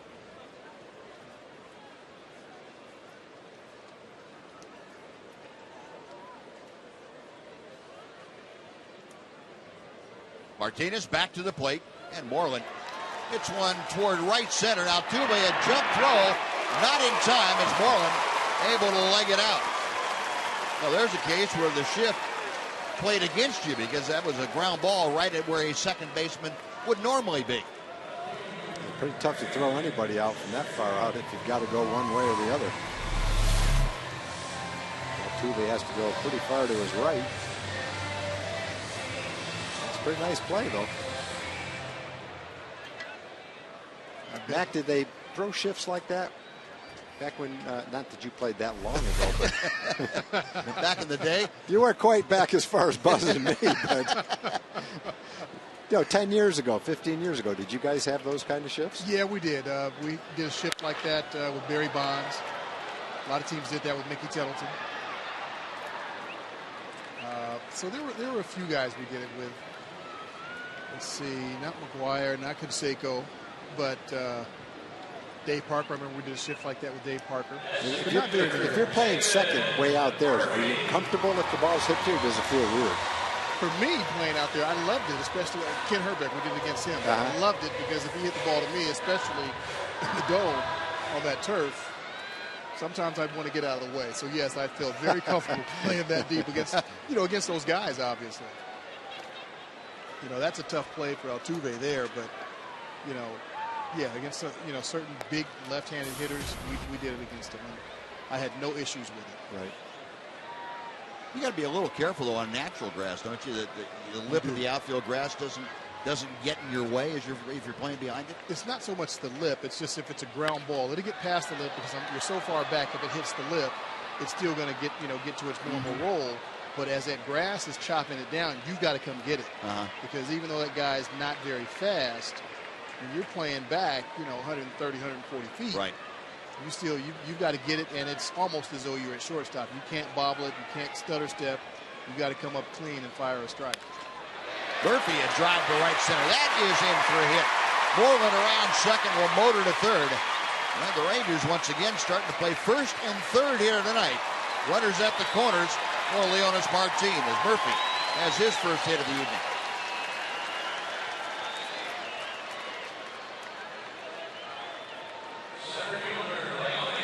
Guys look like they've been storing this up for a while. They have. Murph's starting to swing the bat a little bit. He's getting pitches to hit, and he's not missing them. So this could be something that can jumpstart not just Murph, but the whole team.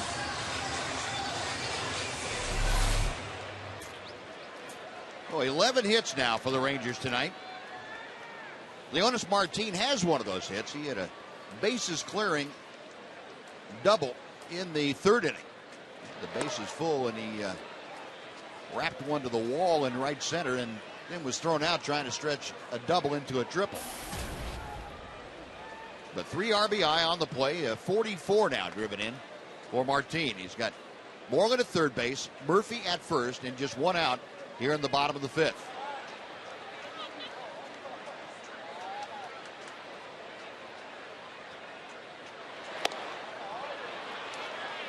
Oh, 0-2.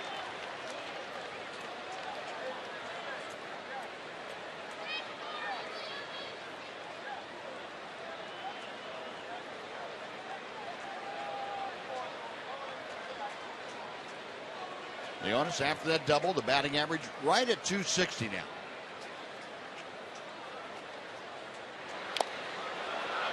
Foul tipped into the glove of Carlos Corcoran. That's a strikeout. And 2 away. It'll be up to Ian Kinsler. The Rangers are to continue this inning. Let's take time right here for a Mazda game break with Dana Larson.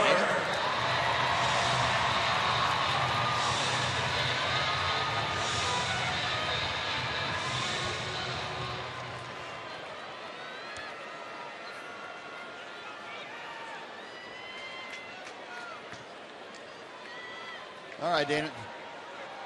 11 Ks in 5 innings, huh? That's pretty good. Not a whole lot of contact going on. That guy's falling asleep in the outfield. Ian Kinsler has been aboard all 3 times tonight. A couple of hits, also by an error. He has scored 2 runs, knocked in a run. He has been a busy Ranger. Now Moreland down the line from third, Murphy from first, taking his lead towards second. And the pitch is low. It's 2-0.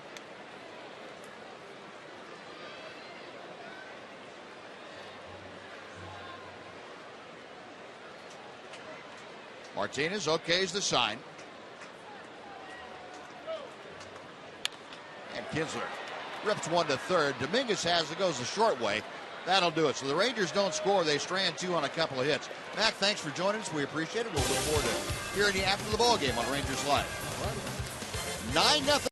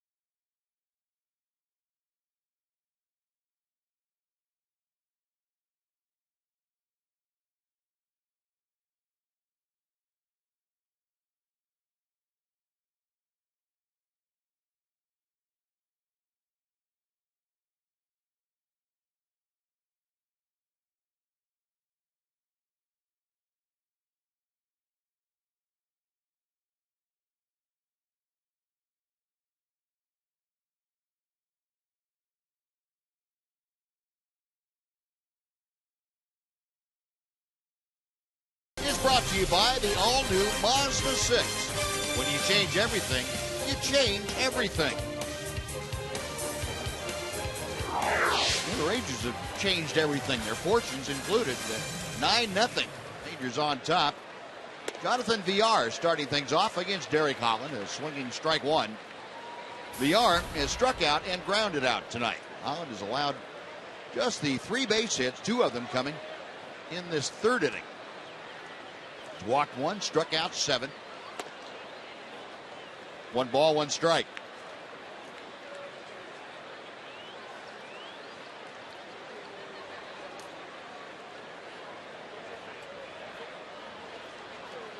Holland, a long look in. Now the left-hander goes to the wind.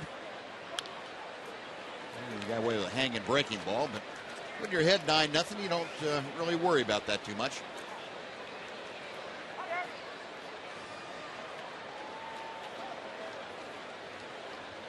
A lot of strikes for Derek, too. 55 out of 74 pitches have been strikes. And he misses high. It's 2-2 now.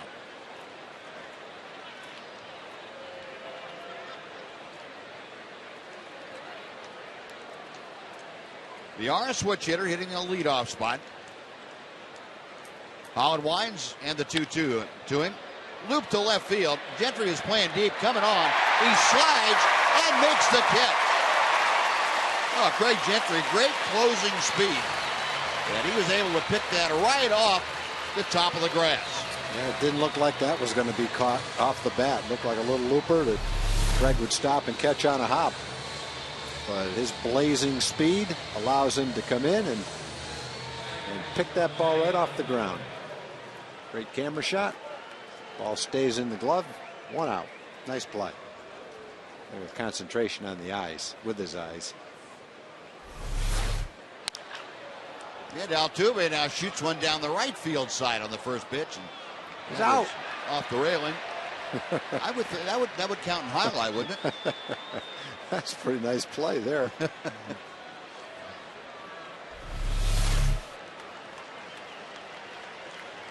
Point. There you go. Right to him.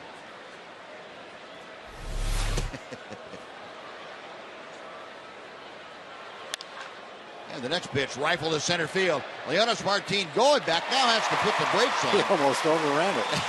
It's a grab. Well, that is out number 2. Let's go down to Jim Knox, who has a special guest on hand. Jim. All right, yes, Buzz, here he is, John Blake. I think this is his only appearance with us tonight, so he's here for special announcements, how Ranger fans can help the great Eric Nadel out. What's this all about, John? Well, it's a big announcement, Jim, if I'm here with you tonight. Eric Nadel has been on the ballot for the Ford C. Frick Award for the last 3 years. This is the year we're going to get him in. It's a prestigious award given every year for outstanding broadcast excellence by the National Baseball Hall of Fame. Fans can go to facebook.com/baseballhall between now and September 30th. Vote for Eric, get him on the ballot, and then a selection committee will make the final decision. And hopefully this is the year we get Eric into the Hall of Fame. There we go. Ian Kinzer almost with a great play right there. Again, John, what is that website? Facebook.com/baseballhall. You can vote once a day between now and the 30th of September, and we'll try to get Eric in the Hall of Fame 2014. John Blake here was a big announcement. Let's get Eric Nadel in the Hall of Fame. Appreciate it. Thank you, John. Good to see you, Buzz. All right, Noxie, thanks. Yeah, very, very deserving, Eric Nadel, and he needs to be the winner of the Ford Frick Award. Great service to baseball, great service to the Rangers and their fans over the last 4 decades. Well, Matt Dominguez with an infield single is aboard with 2 outs. And Chris Carter is not coming up. Excuse me, this is Martinez.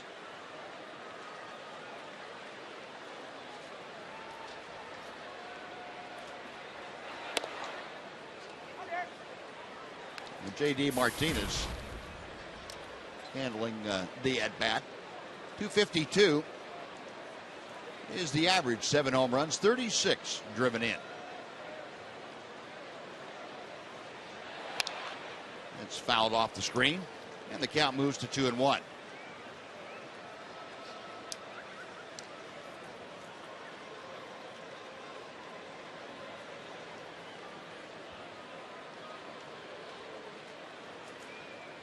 Rangers leading 9-0. They have out hit the Astros 11-4. Holland working here in the 6th inning. And the next pitch is fouled away to the right by Martinez. That evens the count now at 2-2.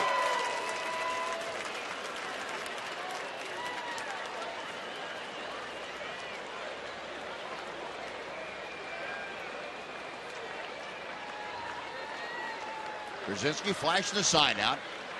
Holland back to the plate. A check swing. He went around. And home plate umpire Jerry Meals said, yep, I saw it all the way. And J.D. Martinez said, no, you didn't. The strikeout for Holland is 8th of the night. Astros gone in the 6th. After 5.5, it remains the Rangers 9, the Astros nothing.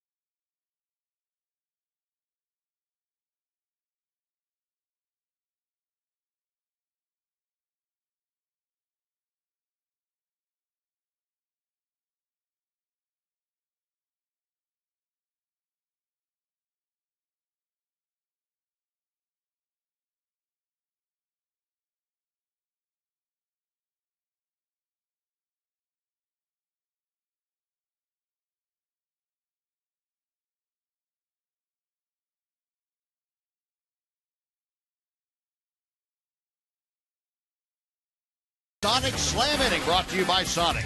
Tonight's jackpot is worth $2,600 and dinner for two at Sonic Drive-In. Tonight, the Rangers are in for Cheryl Larson from Crandall. And if a Ranger hits a grand slam this inning, Cheryl Larson from Crandall will win $25,000. You can register at any participating Sonic restaurant. Elvis Andrus will start things off. Then Alex Rios and Adrian Beltre face David Martinez. Martinez getting set to begin his third full inning of work tonight. And the pitch right down the middle to Elvis, taking all the way for strike one. Elvis 2 for 3, an RBI. He has scored a run. Now 66 RBI.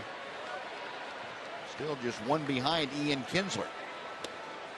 Top two guys in the order now approaching 70 RBI each, and that's it's pretty significant.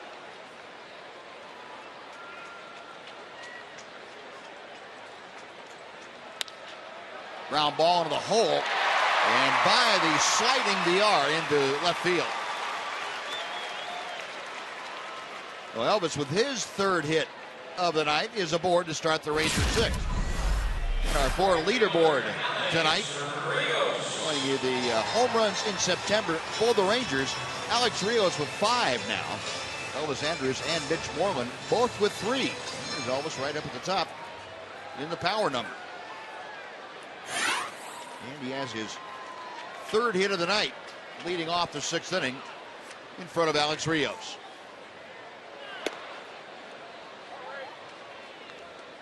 And a new third baseman for the Houston Nationals, Marwin Gonzalez, has come in to take over, and moving into second base, Jake Elmore.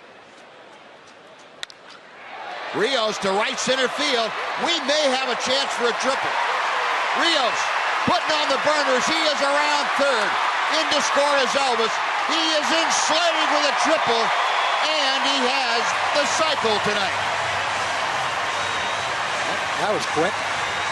4 times up, he accomplished it.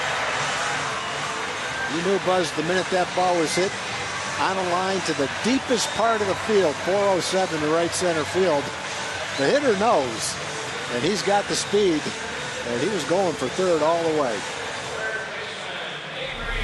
Well, the first Ranger to hit for the cycle since Adrian Beltre. Boy, what a patented shot off the bat of Rios. If you're going to diagram a triple, that's exactly the guy you'd have hitting it to that exact spot. Well, the Rangers ahead now 10-0 as Rios has his 4th RBI of the night. That's pretty much no contest.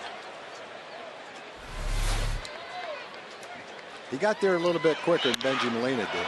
And Beltre drives it to center. That's going to be deep enough to score Rios. The catch is made by Barnes, and Rios will jog down the line in to score Adrian Beltre. With a sacrifice fly, the Rangers lead 11-0.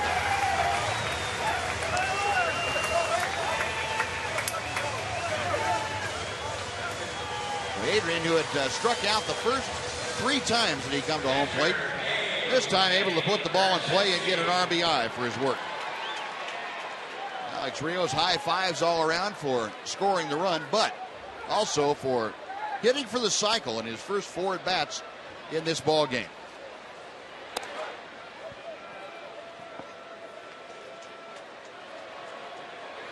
And the last 2 cyclists for the Rangers, Rios and Beltre. And Brzezinski lines one down the right side.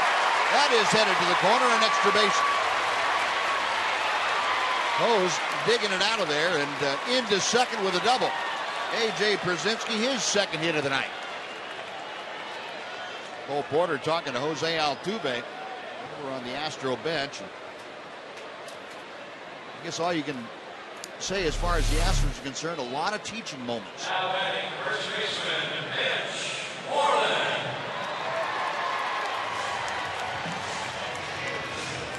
Well, A.J. a single and now a double. He is at second. Still just 1 out. Mitch Moreland, who singled his last time up, will step in. Rangers with 14 hits.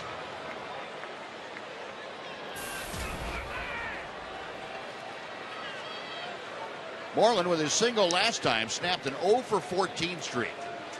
Doug Brocail calling down to the Astro bullpen. Get somebody up and throwing. Pitch inside to Mitch. Just told him no one's home. Yeah, nobody answered the phone for him.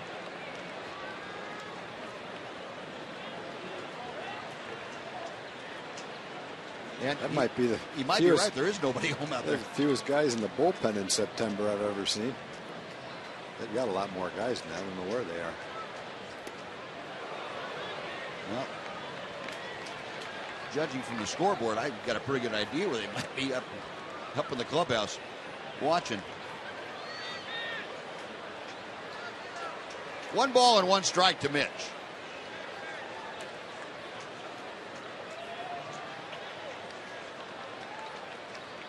Brzezinski, a short lead out at second. And Martinez back to the plate. And Moreland chops it foul toward the Ranger dugout. Lowe is up and starting to throw. Judge and Lowe.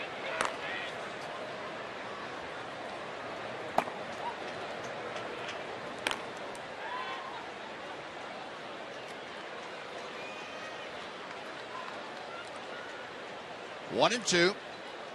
Mitch tired of waiting, so he backs out.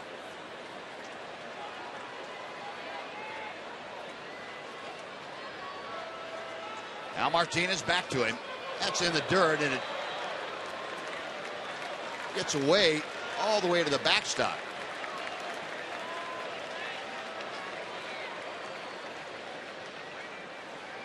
Now down to third.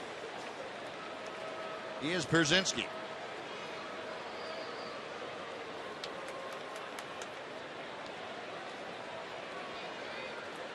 Max Stassi, by the way, the new catcher.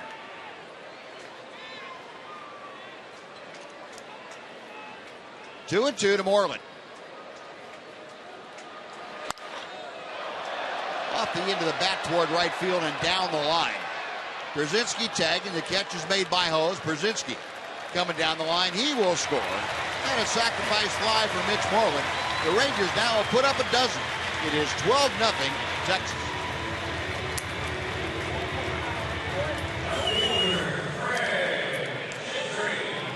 Moreland with his 59th RBI.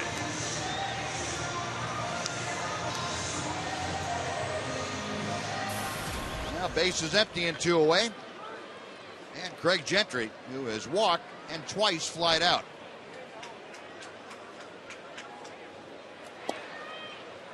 One ball, no strikes.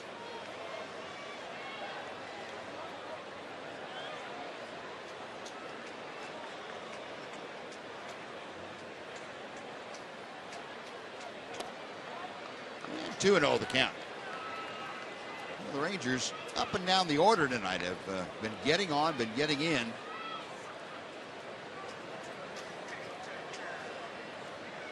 Most since the 19th of August against the Astros.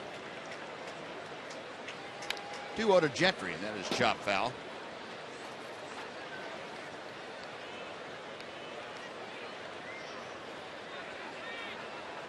Gentry asking home plate umpire Jerry Meals if that was a ball. And I think Meals applied in the affirmative.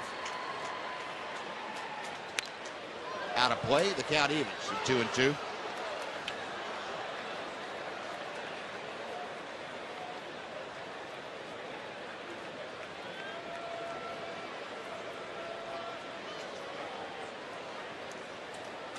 Next pitch to Craig, and his pop foul back into the seats.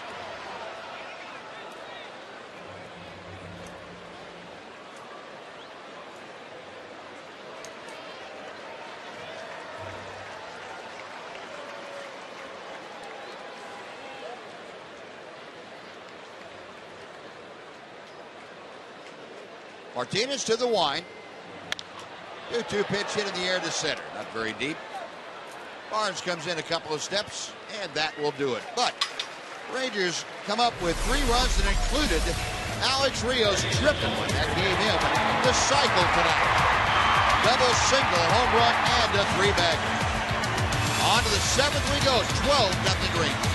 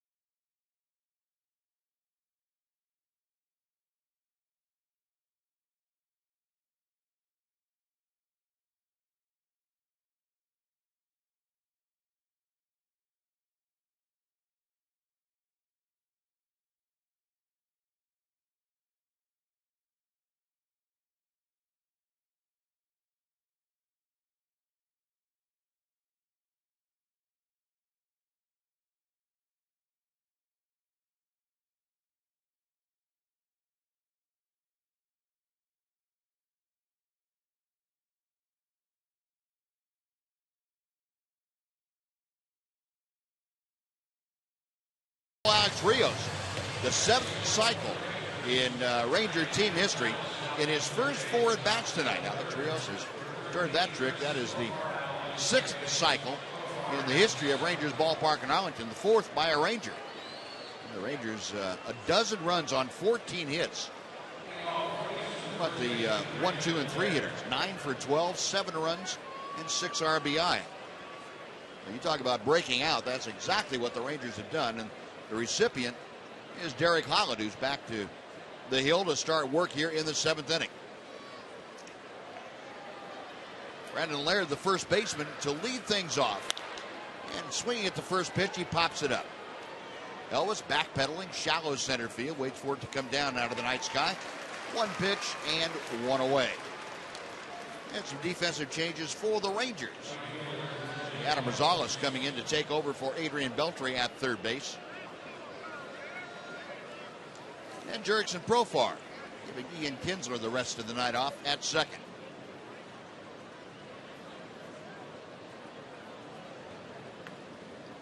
It's been a while since Ron Washington's had the opportunity to get some of the guys off the field.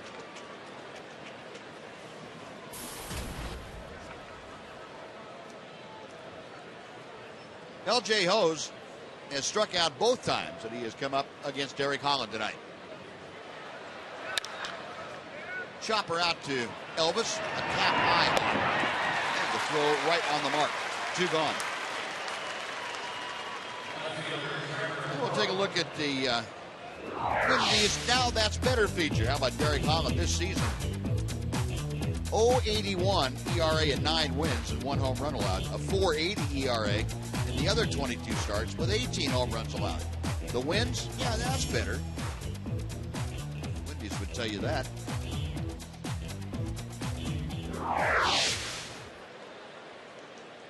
Trevor Crow, first ball swinging, and a little ground ball down the third base line. It's going to stay fair, and all Rosales can do is pick it up and throw it back to Holland. Well, Trevor Crow has not hit the ball out of the infield, but he's been on base 3 times with 2 hits. Yeah, all you can do is hope that that ball goes foul, but it's got a little spin on it, but kind of straightened out, went right over the corner of the bag. Now that is the 5th hit for the Astros tonight. Carlos Corporan has one of those 5 hits. And first ball swinging, or this is Stassi, I'm sorry, Max Stassi with his first at bat of the night. 333 hitter, and he flies out to center on the first pitch. That'll do it for the Astros. No runs a hit, 1 left. Stretch time in Arlington. Rangers 12, Astros nothing.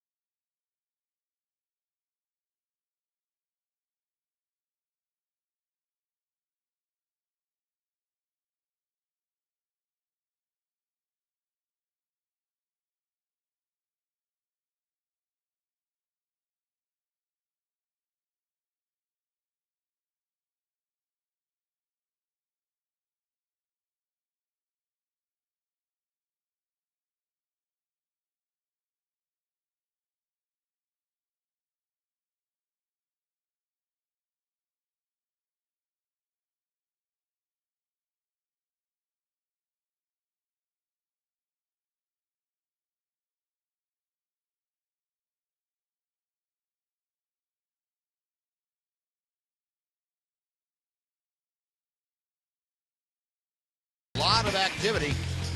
Only a couple of zeros in the hit column. Adrian Beltre an 0 for 3, but he had a sacrifice fly. And Greg Gentry an 0 for 3, but he had a walk and scored a run. Everybody else has at least one hit, and it has been up and down the order, including Alex Rios with the cycle tonight. Double, single, home run, and triple. In order is 4 at-bats tonight for Alex Rios. Well, we go to the bottom half of inning number 7. David Murphy getting ready to lead things off. And a new pitcher on the mound would be Kai-Jen Lowe. Taiwanese pitcher came over to Houston, signed him before the 2009 season. He's been developing in the Houston minor league system. He's now at the big league level working for the Astros. The numbers for Lowe, his 18th appearance this year. He'll face Murphy, Leonis Martin, and back to the top of the order for Jurickson Profar.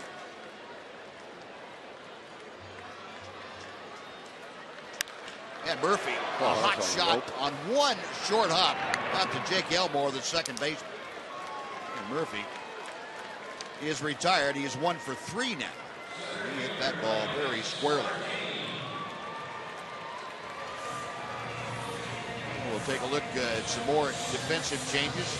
Jimmy Paredes is in the ball game now in right field for the Astros, as L.J. Hose moves over to left field.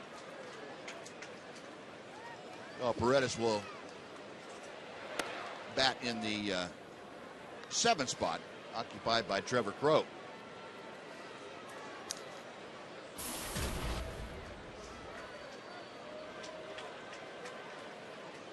Leonis Martin 1 for 3. A 3-run double.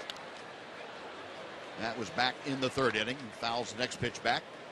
It is 1-1.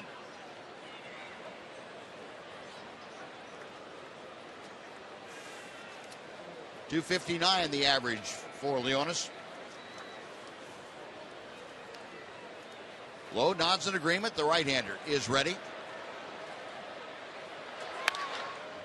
The pitch fouled out of play down the left side.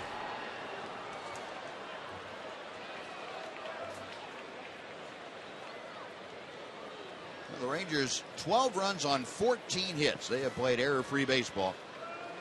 Astros no runs on just 5 hits against Derek Holland. They have committed the only error of the game.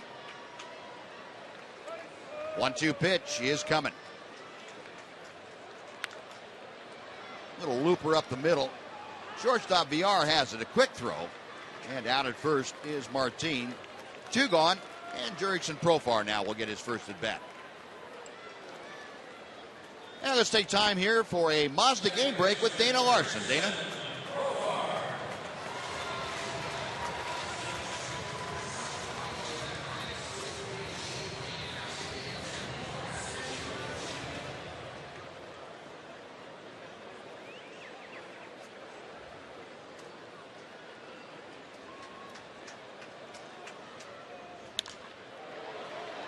All right, Dana, little looper into center, and Barnes comes on to make the catch, and Profar is the final out of the 7th inning. So the Rangers gone quickly against Lowe.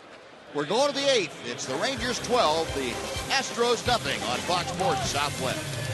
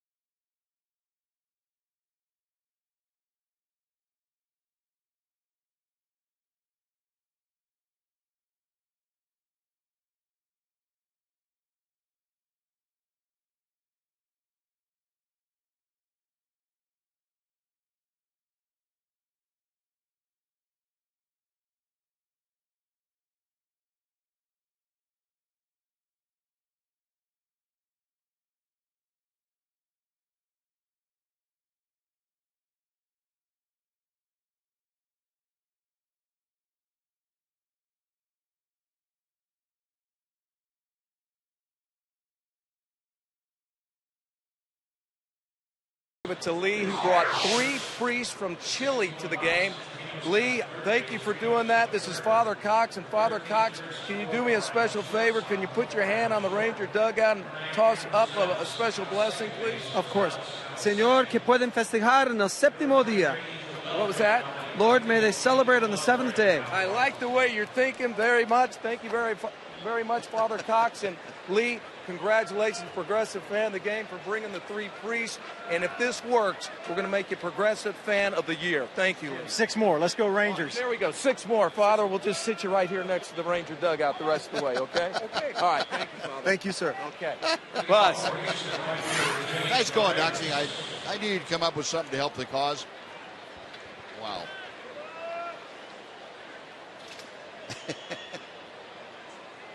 Oh. Derek Holland back out to the mound, and he is going to work here in the top of the 8th inning, leading by a score of 12-0.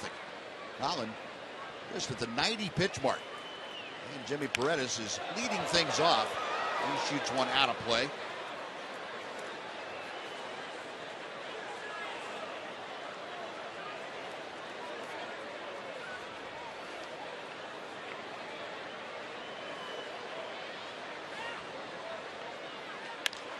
Paredes lines one to left. Gentry toward the line, still on the run, and makes the catch. Nice play by Gentry to take extra bases away from Paredes.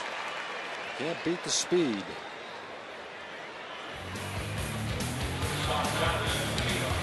Well, the Twitter poll for tonight, the AT&T Twitter poll, the results are in. And your winner, Ian Kinsler's inside the park over. How about that? 67%. Like the way that ball stuck under the padding. And Ian Kinsler just kept right on going.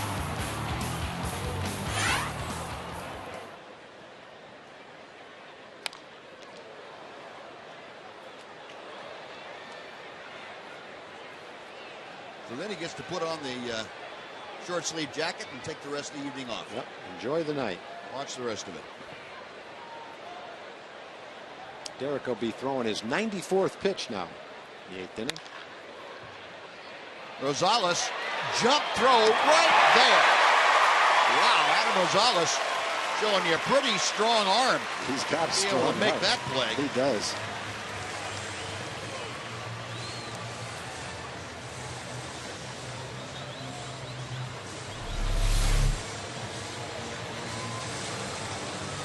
Derek's throwing a lot of strikes, putting the ball in play, and Rangers making the plays behind him. Very nice play by Adam. Yeah, as you can tell, there are quite a few changes defensively for the Rangers.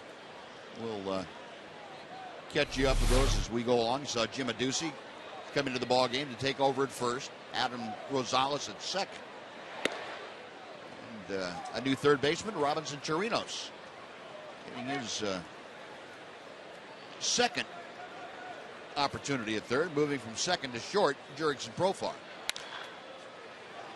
High fly ball to right, a new right fielder out there, Angel Beltre toward the line and makes the grab. That will do it. 3 up, 3 down. Holland breezing through 8. After 7.5, Rangers 12, Astros nothing.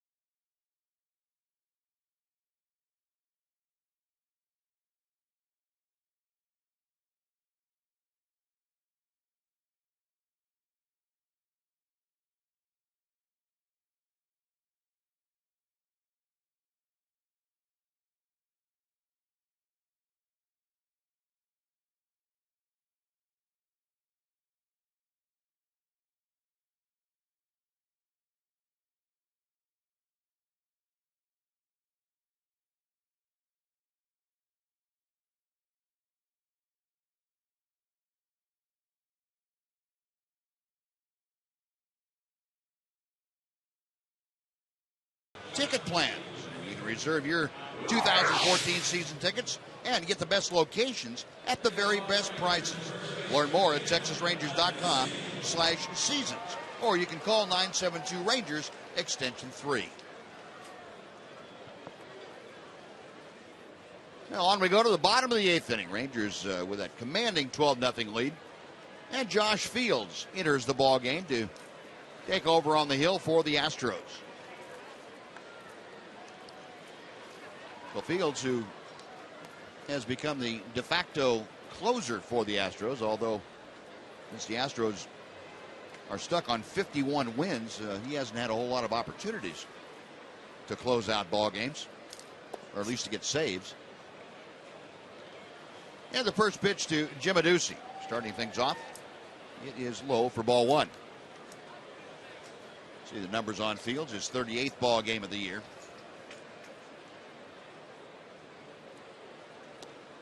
Ball 2 is low and away. Adduci at 258. No home runs, no RBI in his first foray to the major league level.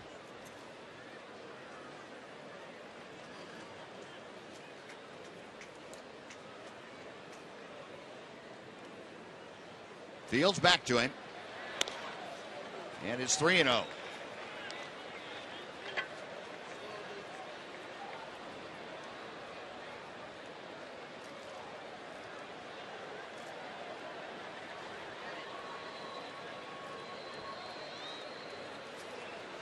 Adduci waiting.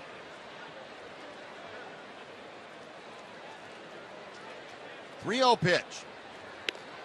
Ball 4. Well, Adduci draws the leadoff walk here in the 8th. And Angel Beltre will come up. But first, let's head over to Dana Larson, checking with her about Rangers Live coming up after the game. Dana? We do have the post-game show on the way in just a little bit, Buzz, and it will be fun as the Rangers are turning the tables here tonight. Emily Jones will be in the clubhouse with the player reaction. Ron Washington as well. We'll get you ready for Yu Darvish and tomorrow's game 2. We've got it all coming up. Join me and Mark McLemore right after the game. Rangers Live, presented by Esurance, Buzz. I wonder if Dana's going to have Mac or is going to be Malcolm. I'd be interested to see who comes over there. We'd love to have Malcolm. He said you guys couldn't afford him. Where'd he go?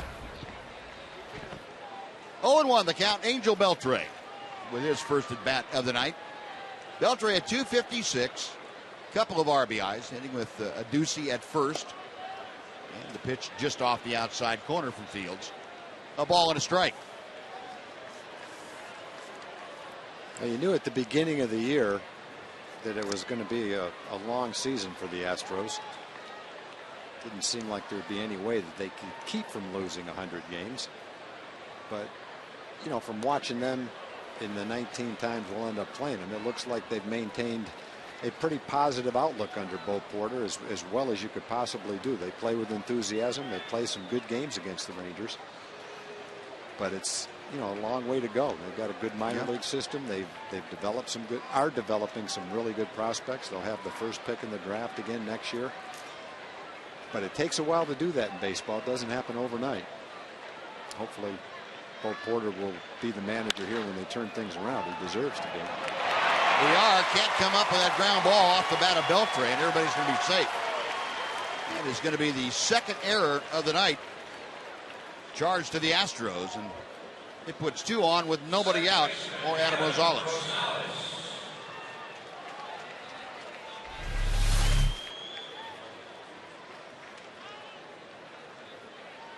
Yeah, I think he's thinking double play too much. Tried to be a little too quick. Just forgot to catch the ball. So Rosales steps in, batting 192 with 5 home runs and 12 RBI. Fields' first pitch. It's low and inside for ball 1. And Travis Blackley, the former Astro, roosting in the Ranger bullpen. Eric Holland still under 100 pitches for tonight. But with a 12-0 lead, unless he was able to talk Ron Washington into letting him go out for the 9th, there'd be not much of a reason to complete games anymore are not not looked upon as something that are important for starting pitchers. Well, get the win and be strong for your last start. You're talking about the Astros, Tom. They're on pace now to lose more than they did last year. Last year they lost 107 as Rosales bangs one to center. That's playable for Barnes. He backs up, makes the catch. And Ducey tags at second, moves to third. Well, runners at the corners with one out, and A.J. Brzezinski coming up. Our AT&T U-verse rewind tonight. And guess who? Alex Rios. First time up. Two-run double down the left field line. Next time up. How about a little infield single? There's the second leg. Third time up. 18th home run of the year. And the fourth time up, the right center field, perfectly placed three-bagger. The seventh cycle in Ranger history. Well, hats off to Alex Rios. Quite a night here tonight.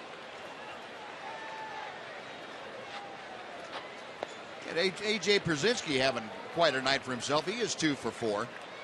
He has singled and doubled. He has scored twice. Ducey, the runner at third. Angel Beltre over at first with one out in the bottom of the 8th inning. There is a strike. 1-1.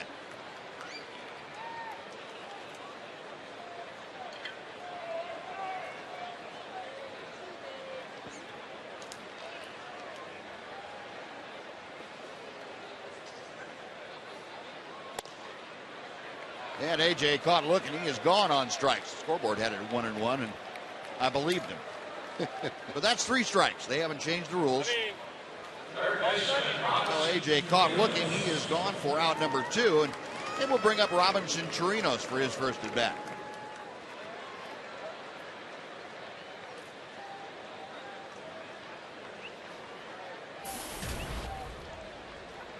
Chirinos, a 185 hitter. This is his 3rd tour of duty with the Rangers this year. I don't know if it was his last at bat. It might have been his last at bat, but in that one game, late in the game, he got that pinch hit double down the right field line in a 1-run game. Exciting game. I think that was the game we were trying to make the comeback, wasn't it? Yep, I believe so. Scored 6 and needed 7. 1-1 the count.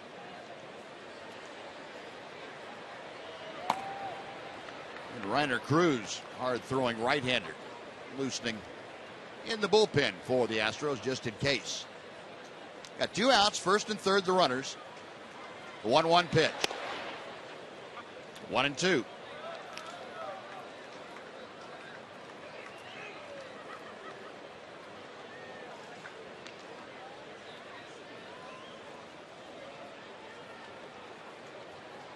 Rangers leading 12-0. A crowd of a little over 33,000 on hand here tonight to see the first game of this last week of the Rangers season. Breaking ball in the dirt, and Stassi will have to complete the play at first. He does. And that'll take care of the Rangers in the 8th. No runs, no hits, an error. And 2 men are left. We're going to the 9th inning. It's the Rangers 12 and the Astros nothing.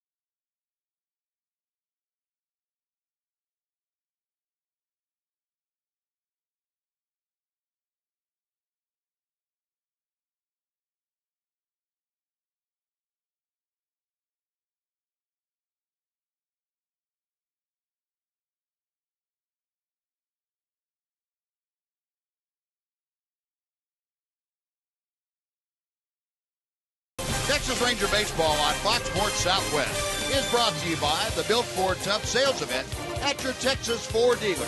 Ford is the best in Texas. By AT&T UVerse TV.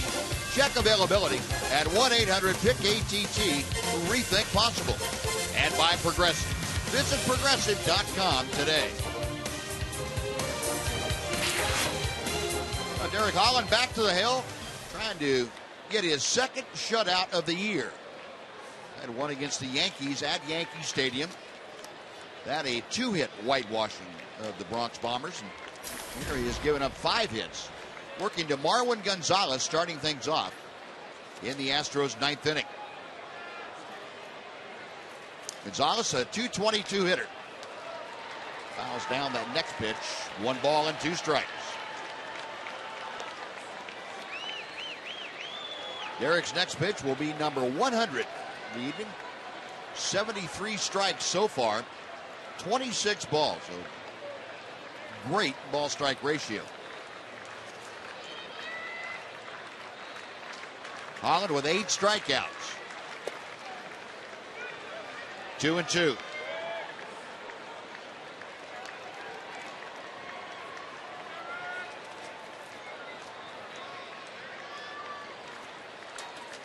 Derek back to the plate. Ground ball to short. Profar. On to first. Out number 1.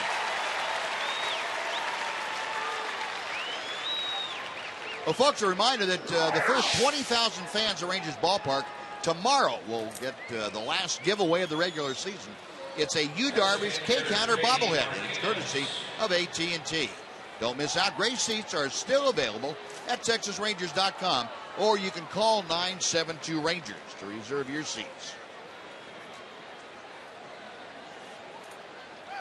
J.D. Martinez goes after the first pitch and fouls it straight back from Holland. It is 0-1.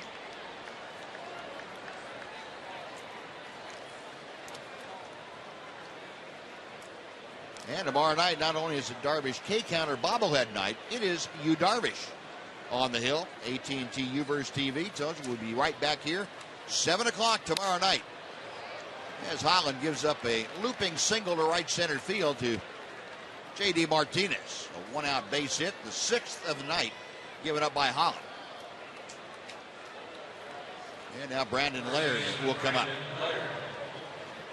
The wash giving Holland an opportunity to close out the shutout.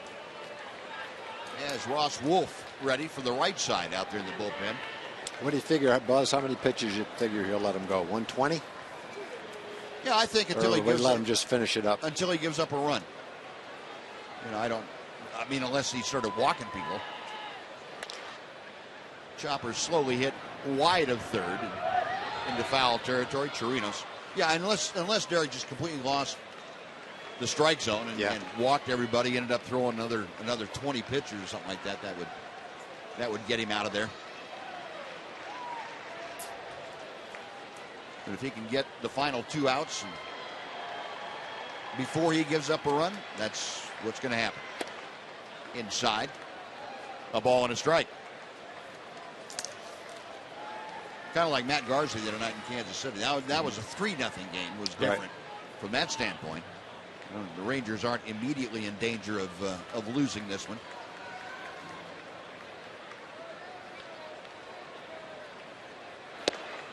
Rip and a miss by Laird. It's 1-2.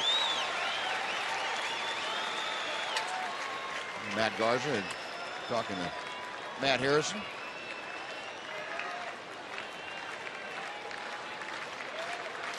Holland back to the plate. Got him swinging. That is strikeout number 9 for Holland. 2 gone. I might as well finish it off and make it an even 10 strikeouts for the night.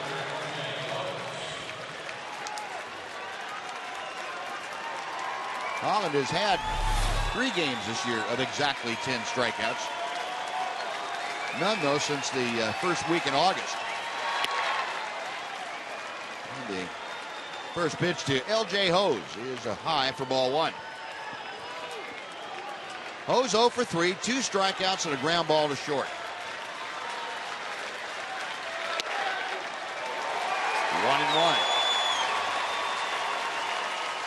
Derek's two-hitter against the Yankees came back on June 27th. Ended up throwing 92 pitches, was all in that game. That's just outside. He has exceeded that, but still a very modest pitch count for 9 innings, 110 pitches so far.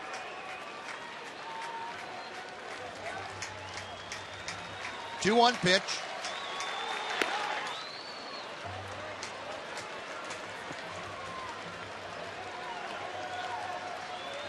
And I think she probably is going to get that. She's feeling pretty good about it right now. I would think so. Assuming today's her birthday. Be the worst birthday in history if it doesn't turn into a win. There you go. And that will do it if Leonis can get back there to make the catch. He's on the track, and that indeed does it. Derek Holland throws his second complete game shutout of the year, and the Rangers back on the winning side of things as they down the Astros 12-0 tonight. Now, the first game of what is a critical 7-game stretch in the books as a W for the Rangers. Derek Holland and his battery mate A.J. Prziski finishing off a 6-hit shutout for Holland and the Rangers.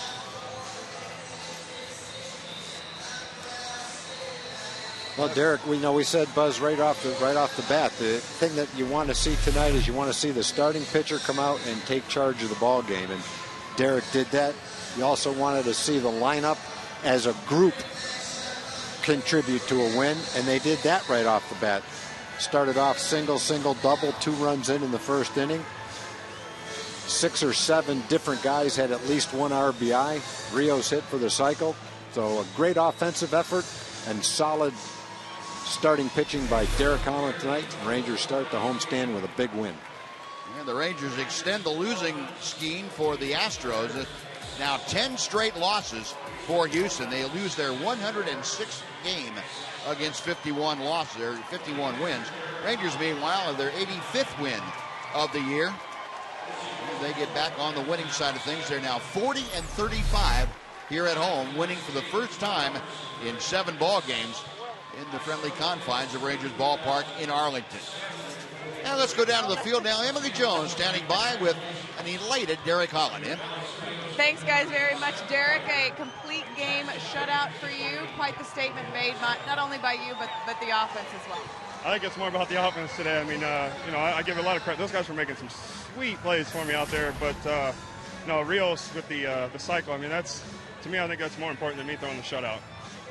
A complete game, really, in all phases for you guys. Just talk about how nice it is to start this homestand off like this. Well, I mean, look at the fans. They're here for us. They're pulling for us and everything. We did everything for them. And, we know we got to gain some ground, do everything we can. And today was a great example of it. Talk about just getting that run support, especially early, what that does for you on the mound. Man, that was awesome. It's been a while. What are you looking for? I don't know. You're making me paranoid. No, it was, it was something that we needed, and that was huge. But those guys made a statement for me, and that was awesome. I loved it. Derek, great success. Great success, guys. We'll send it back to you. You guys ought to take that act on the road. I like that. That's good. That's good. Now, 33,743 saw Derek Holland spin that 6-hit shutout in the offense. Plenty of work tonight. Dana Larson and Mark McLemore will be back to wrap things up for you from Rangers Ballpark in Arlington right after this on Fox Sports Southwest.